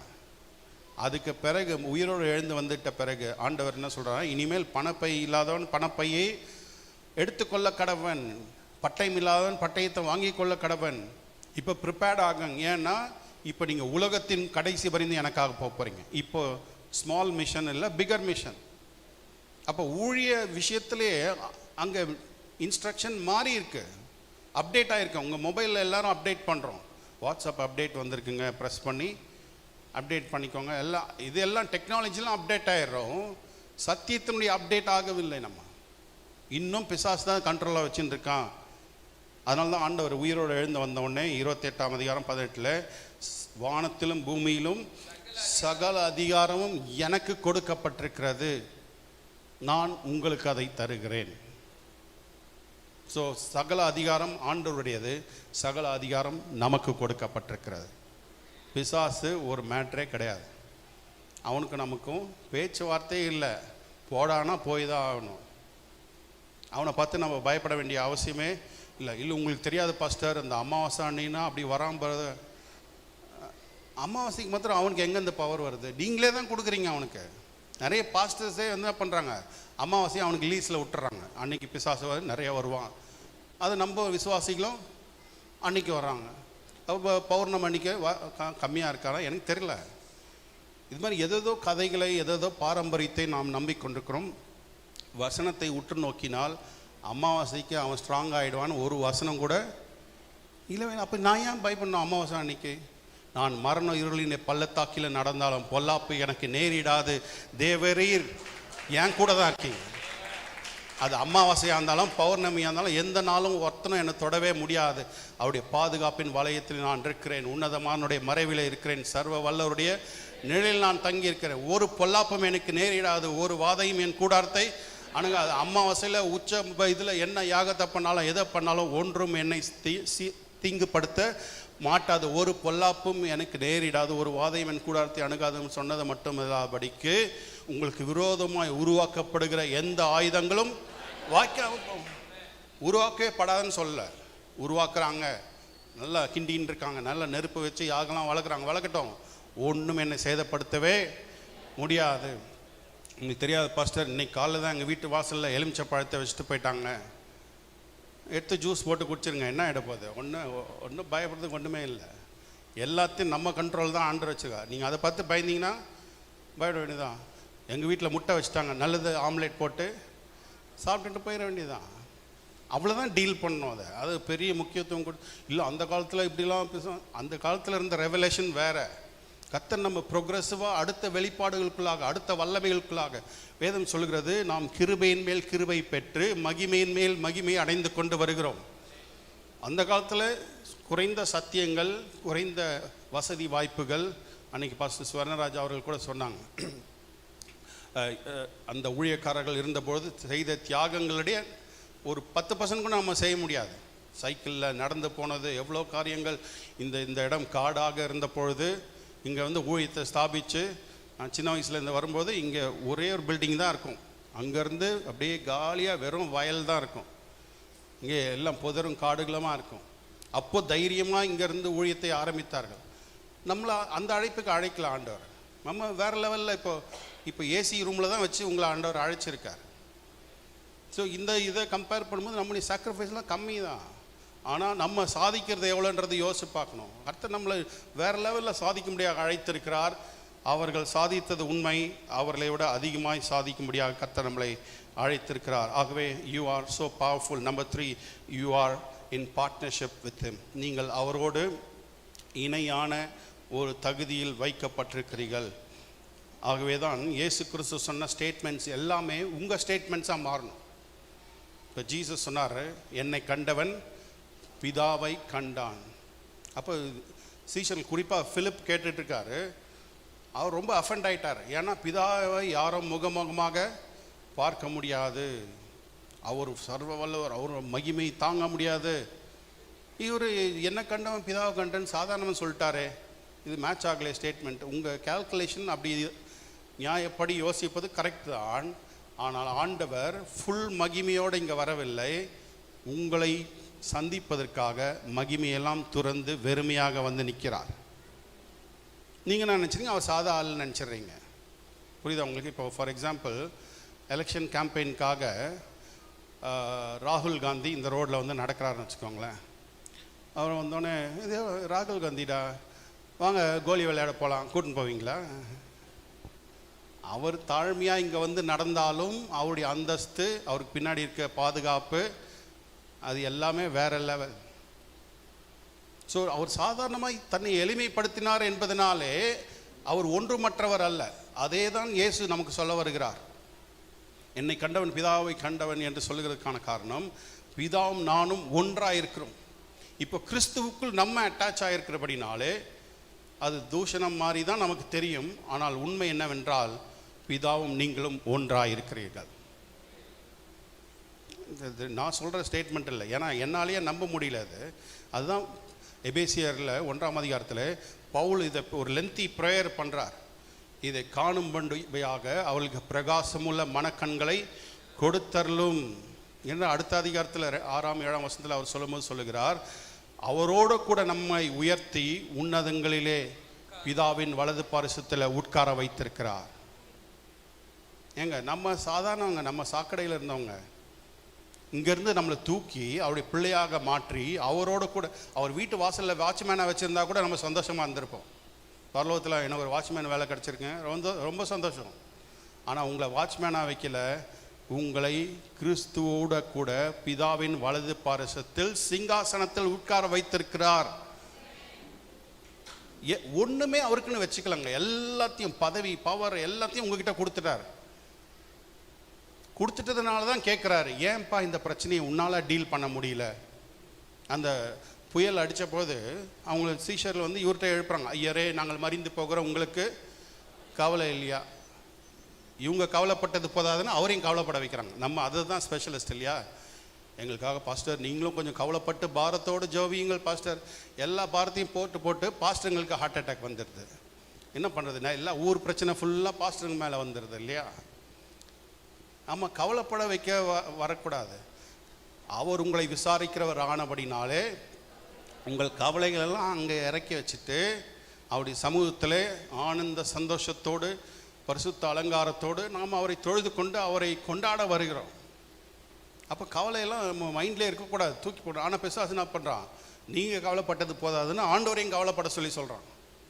அப்போ இந்த சீஷர்களுக்கு ஆண்டவர் எழுந்து சொன்ன காற்றின் கடையும் இறையாதே அமைதலாருன்னு அதட்டிட்ட பிறகு அவங்ககிட்ட கேட்குற விஷயம் என்னவென்றால், உங்கள் விசுவாசம் எங்கே என்ற கேள்வி கேட்குற. அப்படின்னா நீங்கள் தானே இதை டீல் பண்ணியிருக்கணும், என்ன எதுக்கு எழுப்புனீங்க?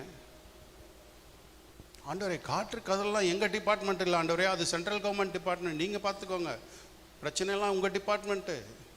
நாங்கள் ஏதோ சும்மா சர்ச்சுக்கு வருவோம், கை தட்டுவோம், பாட்டு பாடுவோம், ஏதோ வசனம் கேட்போம், காணிக்க கொடுப்போம், அவ்வளோதான் எங்கள் டிபார்ட்மெண்ட்டு. இது காற்று கடல்லாம் எங்கள் டிபார்ட்மெண்ட் இல்லை ஆண்டவரே. நான் கொடுத்த விசுவாசத்தை வச்சு நீங்கள் டீல் பண்ணணும் தான் நான் வேணும்னே தலையணை வச்சு தூங்கின்னு இருக்கேன். நான் பார்த்துனே இருக்கேன், நான் தூங்கலை உண்மையில். நீங்கள் பார்த்தீங்கன்னா தலையணை வச்சு தூங்கிட்டு இருக்காங்க. இப்போ புயல் அடிக்குது, தண்ணிலாம் பயங்கரமாக, கப்பல் மூழ்கத்தக்கதாகன்னு சொல்லப்பட்டிருக்காது. ஒரு சொட்டு தண்ணியாவது மேலே பட்டிருக்கோம் இல்லையா? இல்லையா? கோவமாக இருக்கீங்களா? மேலே நான் முடிச்சிடுறேன், 5 minutes. தண்ணி ஃபேஸில் அடித்தா எழுந்துக்குவாங்களே தூக்கத்தில் இருக்கவங்க. அதுவும் இவங்க கத்துறாங்க, இதை பண்ணுறாங்க, அதை பண்ணுறாங்க, கண்டிப்பாக எல்லோரும் எழுந்திருப்போம். ஜீசஸ் எழுந்துக்கவே இல்லை. நம்ம என்ன பண்ணுறோம், இந்த ஆளுக்கு அக்கறை இல்லை, எப்படி தூங்குறான் பாருங்கள், நம்மளை இது பண்ணி விட்டு நாங்கள் மூழ்கி போகிறோம், உமக்கு கவலை இல்லையா? கத்துறாங்க. மூழ்கி போகிறதா இருந்தால் தூங்குறவன் தான், நான் தான் ஃபஸ்ட்டு உள்ளே போனோம். நீங்கள் மூழ்கி போகிறேன் என்பதை நீங்கள் நம்பக்கூடாது. நீங்கள் மூழ்கி போகிறது இல்லை. ஏனென்றால் உங்களோடு இருக்கிறவர் மூழ்கி போவது சாத்தியமானால் நீங்கள் மூழ்கலாம். அவர் என்றைக்குமே தோக்க போகிறது கிடையாது. ஆகவே நீங்களும் தோக்கிறதுக்கு சான்ஸே கிடையாதுங்க. So you are in partnership with God. You have God's pleasure, number one. You have God's power. Now you have God's partnership. நீங்கள் தேவனோடு இணைக்கப்பட்டு விட்டீர்கள். ரெண்டு பேரும் பிரிக்கவே முடியாது. அவர் மூழ்கினா நீங்கள் மூழ்க போகிறீங்க, அவர் ஜெயிச்சார்னா நீங்களும் ஜெயிக்க போகிறீங்க. அப்போ நீங்கள் தான் அவரோடு சேர்ந்து, இன்னும் சொல்லப்போனால் அவர் சாகிறதா இல்லையான்றது உங்கள் கையில் இருக்குது. அப்படி சொன்னால் வந்து நமக்கு கொஞ்சம் சீரியஸாக உரைக்கும்னு நினைக்கிறேன் இல்லையா? ஆண்டவரை கவுத்துறாதீங்கப்பா, கடலில் போட்டு அமைக்கிறாதீங்கப்பா, அவரையும் காப்பாற்றி நீங்களும் காப்பாற்றி. அவர் ஸ்டார்டிங்லே சொல்லிட்டார், அக்கறைக்கு போவோம் வாருங்கள் தான் அழைச்சார். அவருடைய அழைச்சதை நீங்கள் செக் பண்ணி பாருங்கள். வாங்க எல்லாம் போய் செத்து போயிடலாம் நான் கூட்டுன்னு போனார். அழைக்கும் போதே அக்கறைக்கு போவோம் என்று சொல்லி வாக்கு கொடுத்தான் அழைத்திருக்கிறார். வாக்குத்தத்தம் பண்ணினவர் உண்மை உள்ளவராக இருக்கிறார். வானம் பூமி ஒழிந்து போனாலும் அவருடைய வார்த்தையின் ஒரு உறுப்பு ஆகிலும் ஒழிந்து போகிறதில்லை. ஆகவே உங்களுக்கு சொன்ன வாக்குத்தத்தங்கள் எல்லாம் நிறைவேறுகிற வரைக்கும் நீங்கள் சாகக்கூடாது. ஓகே, யாராவது சாகிற மாதிரி பிளானில் இருந்தீங்கன்னா ஐடியாலாம் மாற்றிடுங்க. டாக்டர் சொல்லியிருப்பார், இது 4th ஸ்டேஜ் 5th ஸ்டேஜ் ஏதாவது ஒரு ஸ்டேஜ் சொல்லியிருப்பாங்க. எந்த ஸ்டேஜாக இருந்தாலும் எங்கள் அப்பா சொல்லாமல் நான் சாக போகிறதில்ல. அவர் நீடித்த ஆயுசு நாட்களால் என்னை திருப்தியாக்கி அவருடைய ரட்சிப்பை எனக்கு காண்பிப்பேன்னு சொல்லியிருக்கிறார். இன்னும் சாதிக்க வேண்டியது நிறைய இருக்கிறது. எசேக்கியா அவன் எவ்வளோ பரிசுத்தமாக இருந்தான்னு எனக்கு தெரில. அவன் கேட்டதுக்கு 15 வருஷம் எக்ஸ்டென்ஷன். நீங்கள் எவ்வளோக்கு பிரியமாக இருக்கீங்க, சர்ச்சுக்கு கிளம்பி வந்ததே பெரிய விஷயம் இல்லையா? அப்போ நீங்கள் அதை அப்போ கர்த்தருக்கு அதிகம் பிரியமாக இருக்கீங்க. அகெயின் உங்கள் செயலை வச்சு ஆண்டோடைய ஃபேவரை வின் பண்ண ட்ரை பண்ணாதீங்க. கிருபை என்பது தகுதியற்றவர்களுக்கு கொடுக்கப்படும் தயவு, இரக்கம். ஸோ ஆண்டோடைய ஃபேவரை நீங்கள் வின் பண்ணிட்டீங்க. You have the favour of God. You have the pleasure of God. தேவனுடைய பிரியத்தை நீங்கள் பெற்றிருக்கிறீர்கள், தேவனுடைய வல்லமையை நீங்கள் பெற்றிருக்கிறீர்கள், தேவனுடைய ஐக்கியத்தை, அவருடைய பார்ட்னர்ஷிப்பை நீங்கள் பெற்றிருக்கிறீர்கள். ஆகவே நீங்கள் கடல்களை பிளத்தினுங்கள், நீங்கள் காற்றையும் கடலையும் இறையாதே அமைதலா என்று சொல்லி கட்டளையிடுங்கள், நீங்கள் மரித்தவர்களை உயிரோடு எழுப்புவீர்கள். மார்க்கு 16ஆம் அதிகாரம் 17ஆம் 18ஆம் வசனத்தில் வாசிக்கும்போது, விசுவாசிக்கிறவர்களால் நடக்கும் அடையாளங்கள் அவனை என்னுடைய நாமத்தினாலே பிசாசுகளை துரத்துவார்கள், நவமான பாஷைகளை பேசுவார்கள், சாவுக்கு எதுவான யாதொன்றை எடுத்தாலும் அது அவர்களை சேதப்படுத்த மாட்டாது, வியாதியஸ்தர்கள் மேல் கைகளை வைப்பார்கள், அப்பொழுது அவர்கள் சுஸ்தமாவார்கள். இதெல்லாம் விசுவாசிக்கிறவர்கள் செய்யும் செயல்கள், அடையாளங்கள் நம்ம செய்ய வேண்டும். பாஸ்டர் உங்களுக்கெல்லாம் மேலே இருந்து அங்கங்கே உங்களை அனுப்பிட்டே இருப்பார். இந்த ஊரில் போய் அந்த காந்தி தெருவில் ஒரு 10 பேய் இருக்குது, இப்போ ஓட்டிட்டு வாங்கன்னு பாஸ்டர் உங்களை அனுப்புவார். நீங்கள் அங்கே போய் வேலையை முடிச்சுட்டு, இன்னும் வேறு எந்த ஊரில் போகணும் பாஸ்டர், இன்னும் ஒரு 20 பேய் கூட நான் சமாளிக்க ரெடியாக இருக்கேன், அப்படி ரெடியாக இருக்கணும். அதுக்கு பதிலாக பாஸ்டர் எங்கள் வீட்டில் பேய் வந்துச்சு பாஸ்டர், உடனே வாங்க பாஸ்டர், அப்போ நீங்கள் ஈஸியாக அது துரத்திருக்கலாம், பயப்பட வேண்டாம். இப்போ என்னுடைய தகுதியை பற்றியும் யோசிக்கக்கூடாது, உரிமையை பற்றியும் யோசிக்கக்கூடாது. உங்களுக்கு தகுதிப்படுத்தி இருக்கிறவர், அவர் உங்களை ஏற்றுக்கொண்டிருக்கிறார், பிரியமாக இருக்கிறார். இரண்டாவதாக, அவர் சகல வல்லமையும் உங்களுக்கு கொடுத்திருக்கிறார், ஒன்றும் உங்களை சேதப்படுத்த மாட்டாதுன்னு சொல்லியிருக்கிறார். மூன்றாவதாக, அவர் உங்களை உயர்த்தி உன்னதங்களிலே அவரோடு கூட உட்கார பண்ணியிருக்கிறார். துரைத்தனங்கள், அதிகாரங்கள், இப்பிரபஞ்சத்து அந்தகார லோகாதிபதிகள், வான மண்டலத்தில் உள்ள பொல்லாத சேனைகள், எல்லா டிபார்ட்மெண்ட், பிசாசுடைய டிபார்ட்மெண்ட் வந்தாலும் ஒன்றும் உங்களை மேற்கொள்ளவே முடியாது. நீங்கள் தான் ஜெயிப்பீர்கள், நீங்கள் எதிர்த்து நில்லுங்கள், அப்பொழுது அவன் உங்களை விட்டு ஓடி போவான் என்று சொல்லியிருக்கிறார். ஆகவே எதிர்த்து நிற்போம், ஜெயிப்போம், சாதிப்போம், கர்த்தருடைய வார்த்தையே சொல்லிக்கொண்டே இருங்கள். நீங்கள் சாதனையாளர்களாக உங்கள் வாழ்க்கையை முடிக்க தேவன் கிருபை செய்வாராக. தேவனுடைய நாமம் மையப்படுவதாக. Thank you. Praise the Lord. Praise the Lord. Praise the Lord. Hallelujah. அதிகாரம் நம் கையில் கொடுத்திருக்கிறாரு, ஆளுவோம் தேசத்தை. Praise the Lord. விசுவாசத்திலே குறைவுள்ளவராக இருக்கிறவர்களுக்கு இன்னைக்கு நல்ல ஒரு விருந்தை கர்த்தர் கொடுத்திருக்கிறார். Praise the Lord. அதிகாரம் என் கையில் இருக்கும்போது நான் ஏன் கலங்கணும் என்ன என் இருக்கையில அப்படின்னு சொல்றாரு. லாஸ்ட்ல சொன்னாங்க பாருங்க, ரொம்ப பிடிச்சிருந்துச்சு. ஊழியக்காரன் ஹார்ட் அட்டாக் வரதுக்கு நீங்க தான் காரணம். ஏன் அப்படின்னா, நம்ம ஜெபிச்சு நாம் அற்புதத்தை பெற்றுக்கொண்டோம்னா அது முதலாக உலகத்திலேயே சந்தோஷப்படுறது ஊழியக்காரன் மட்டும்தான். ரொம்ப சந்தோஷமா இருக்கும். ஆனால் சில பேருக்கு ரொம்ப உடம்பு சரியில்லைன்னு சொல்லும் போது முதல்ல அழுகிறதும் ஊழியக்காரன் தான். Price the Lord. அதனால தான் ஊழியக்காரர்களை பாரப்படுத்தாம நீங்க ஜெபிங்க அப்படின்னு சொல்றாங்க. ஹல்லேலூயா. நீங்கள் அற்புதத்தை பெற பெற பெற பெற ஊழியக்காரருடைய ஆயுசு நாட்கள் கூடிக்கொண்டே போகும். Price the Lord. Hallelujah. Praise the Lord. ஒரு பாட்டு பாடலாமா? கொஞ்ச நேரம்.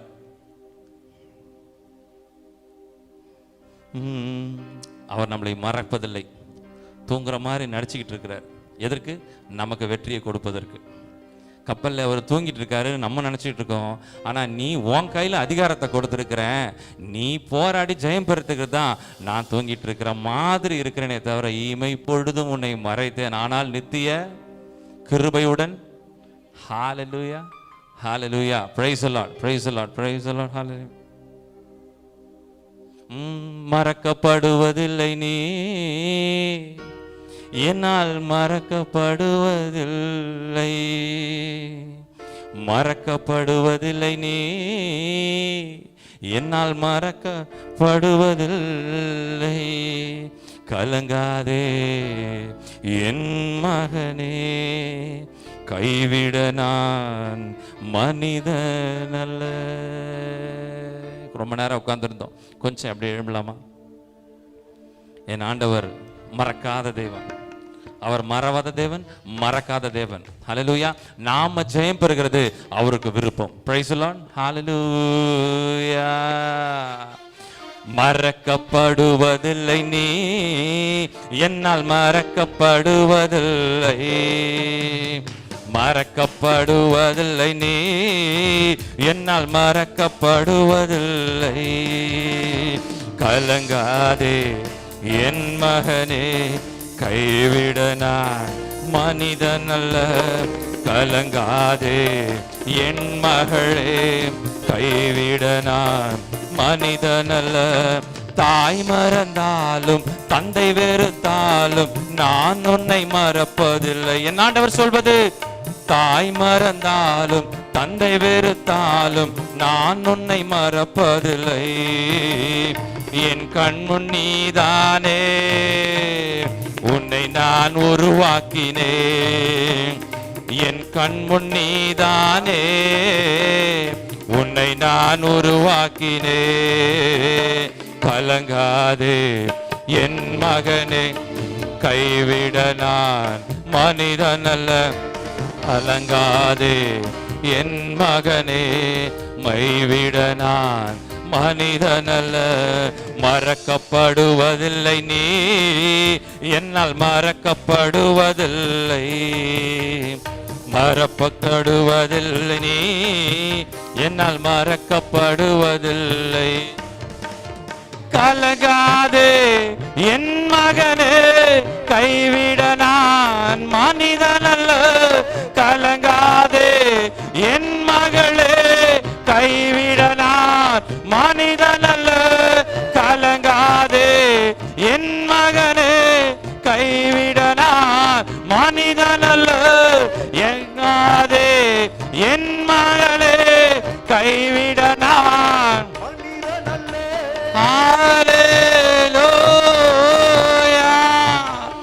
எல்லோரும் கரங்களை தட்டி, எல்லோரும் கரங்களை தட்டி, கரங்களை தட்டி, கரங்களை தட்டி, கரங்களை தட்டி. ஹalleluya, ஹalleluya, ஹalleluya. அதிகாரம் என் கையில் இருக்கிறது. என் ஆளுவோம் இந்த தேசத்தை. என் ஆண்டவர் கொடுத்திருக்கிற gift நமக்கு, பூமியில இருக்கிறது அனைத்தும் உனக்கு தான். அடிச்சு பூசி என்று என் ஆண்டவராக இயேசு கிறிஸ்து நமக்கு சொல்லியிருக்கிறார். ஆண்டு கொள்ளுங்கள், ஆண்டு கொள்ளுங்கள், இந்த உலகத்தை ஆண்டு கொள்ளுங்கள் என்று என் ஆண்டவரே நமக்கு கொடுத்த வல்லமையை நம்ம யூஸ் பண்ணுவோம். வியாதியிலிருந்து விடுதலை பெறுவோம், உபத்திரவத்திலிருந்து விடுதலை பெறுவோம், கடனிலிருந்து விடுதலை பெறுவோம். என் ஆண்டவர் கொடுத்திருக்கிறார். இப்பொழுது கேட்ட செய்தியின்படி second stage, third stage, fourth stage எதுவா இருந்தாலும் கர்த்தருடைய சித்தம் இல்லாமல் தலையிலிருந்து ஒரு முடி கூட கீழே விழாது. ஹalleluya, praise the Lord. எல்லாரும் மறுபடியும் அப்பா இந்த செய்தியை உறுதிப்படுத்துங்க என் வாழ்க்கையில. இந்த செய்தியை உறுதிப்படுத்துங்கன்னு சொல்லி எல்லாரும் கேட்பீங்களா? வாய்களை திறந்து, அப்பா இந்த செய்தியை உறுதிப்படுத்துங்கப்பா, நான் கேட்ட கர்த்தருடைய வார்த்தையை உறுதிப்படுத்துங்கன்னு சொல்லி எல்லாரும் வாய்களை திறந்து கேட்பீங்களா? அப்பா நீர் கைவிட மனிதன் அல்லப்பா, மனமாற மனுபுத்திரன் இல்லப்பா, நீங்க கொடுத்த வார்த்தை அவ்வளவு எங்களுக்கு பிரயோஜனமா இருந்ததுன்னு சொல்றவங்க, ஹalleluya, ஹalleluya, ஹalleluya. அதிகாரம் உன் கையில் இருக்கிறது. ஹalleluya. நீ கொஞ்சத்திலே உண்மையா இருந்தால் உன்னை அநேகத்துக்கு அதிகாரியாக உன்னை மாற்றுவேன் என்று கர்த்தர் சொல்லுகிறார். கர்த்தரிடத்தில் உண்மையா மட்டும் இருந்தா போதும். இந்த உலகத்தை ஆள்வதற்குரிய அனைத்து தகுதியும் நமக்கு கர்த்தர் கொடுத்திருக்கிறார். ஹalleluya, ஹalleluya. ஒருவர் கரங்களிலும் என் ஆண்டவராக இயேசு கிறிஸ்து அதிகாரத்தை கொடுத்திருக்கிறார். you are not only preacher, not only pastor, not only reverend, நமக்கு அத்தனை பேருக்கும் கையில அதிகாரத்தை கொடுத்திருக்கிறார். என் பிள்ளைக்கு ஒரு உடம்பு சரியில்லைனா நான் என் கரங்களை என் பிள்ளை மேல நான் வைத்து ஜெபிக்கும் போது என் கர்த்தர் விடுதலையை கர்த்தர் கொடுப்பார் என்ற பெரிய விசுவாசத்துடன் என் மனைவிக்கு நான் உடம்பு சரியில்லை, என் கணவருக்கு நான் உடம்பு சரியில்லை என்று சொல்லும் போது மேல கரங்களை வைத்து ஜெபிக்கும் போது உன் கரங்களை கர்த்தர் உறுதிப்படுத்துகிறார், வல்லமையை உனக்கு தருகிறார். ஹalleluya. நம்புகிறவர் கரங்களை தட்டி, நம்புகிறவர் கரங்களை தட்டி, நம்புகிறவர் கரங்களை தட்டி, எல்லாரும் ஹalleluya, ஹalleluya, hallelujah, hallelujah, hallelujah, hallelujah. Praise the Lord, praise the Lord, hallelujah, praise the Lord, hallelujah, hallelujah. என் கரங்களை உறுதிப்படுத்துங்க, என் கரங்களை உறுதிப்படுத்துங்கன்னு சொல்லி கேளுங்க. நீங்க வாய்களை திறந்து அப்பா அதிகாரத்தை என் கையில கொடுங்க, வல்லமையை என் கையில கொடுங்கப்பா, நீங்க கொடுத்த வல்லமையை யூஸ் பண்ணக்கூடிய தகுதியை எனக்கு கொடுங்கப்பா. ஹalleluya. நான் ஜெபித்தால் வல்லமை புறப்படணும், நான் ஜெபித்தால் வல்லமை புறப்படணும்.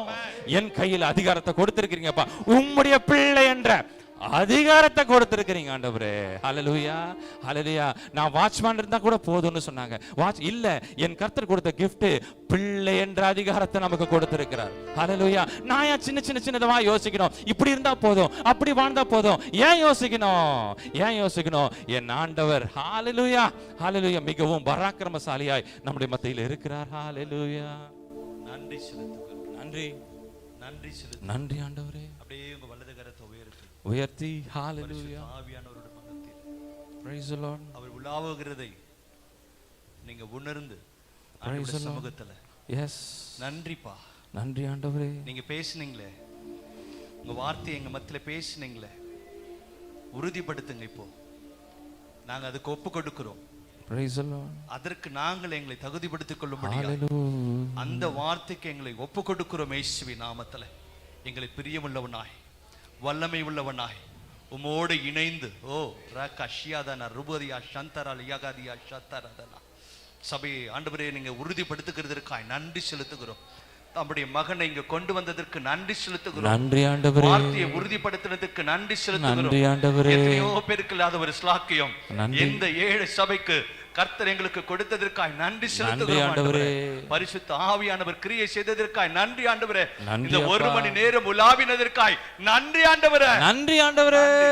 நன்றி ஆண்டவரே. நமக்கு நன்றி சொல்லுகிறோம். நம்முடைய மகனை உடைய கரத்துல ஒப்பு கொடுத்து ஜெபிக்கிறோம்பா. இன்னும் அநேக ஆயிரங்களுக்கு எடுத்து பயன்படுத்துங்க. கர்த்தாவே உம்முடைய அபிஷேகத்தை தலையில வைங்க ஆண்டவரே. கர்த்தர் பெரிய காரியங்களை செய்யுங்க ஆண்டவரே. ஊழியத்துல இணைந்து கர்த்தாவே அப்பா உமக்கு ஸ்தோத்திரம். அப்பா அப்பா இன்னும் இந்த முகப்பேறு உமக்கு சொந்தமாய் ஆமென். ஹalleluya. Praise the Lord. Hallelujah. இன்னும் தகுதிப்படுத்துங்க. Praise the Lord. இன்னும் அபிஷேகத்தை வைங்க. இன்னும் தரிசனத்தை கொடுங்க. கர்த்தர் பெரிய காரியங்களை செய்யுங்க தம்முடைய மகனை கொண்டு. எங்களுக்காக நீங்க கொண்டு வந்ததற்காய் மறுபடியும் இருதயத்தின் ஆழத்திலிருந்து உமக்கு நன்றி சொல்லுகிறோம் ஆண்டவரே. வந்த ஒவ்வொரு பிள்ளைகளும் உம்முடைய கரத்துல ஒப்பு கொடுத்து ஜெபிக்கிறேன். ஒவ்வொரு குடும்பத்தையும் உம்முடைய கரத்துல ஒப்பு கொடுத்து ஜெபிக்கிறேன். இயேசுவின் நாமத்துல கர்த்தர் ஆண்டவரே ஒவ்வொரு குடும்பத்தையும் ஆசீர்வதிப்பீராக. வந்தவர்கள் வந்த மாத்திரமாய் அல்ல, ஒரு சமாதானத்தோடு ஒரு சந்தோஷத்தோடு ஆண்டவரோடு இணைந்து நாங்கள் ஆண்டவரே உம்முடைய காரியத்தை நடப்பிக்க கர்த்தர் உதவி செய்வீராக. ஆசீர்வதிங்க. இந்த நாளை எங்களுக்கு ஆசீர்வாதமாய் மாற்றி கொடுத்ததற்காய் நன்றி ஆண்டவரே. பெரியவர் பெரிய கருணைங்க ஆசீர்வதி. இயேசுவின் மூலம் ஜெபிக்கிறோம் எங்கள் நல்ல பிதாவே. ஆமென். என் ஆத்துமாவே கர்த்தரை ஸ்தோத்திரி, என் முழு உள்ளமே பரிசுத்த நாமத்தை ஸ்தோத்திரி. என் ஆத்துமாவே கர்த்தரை ஸ்தோத்திரி, கர்த்தர் செய்த சகல உபகாரங்களையும் மறவாதே. ஆமென். ஆமென். சமாதானத்தோட போய் வாருங்கள்.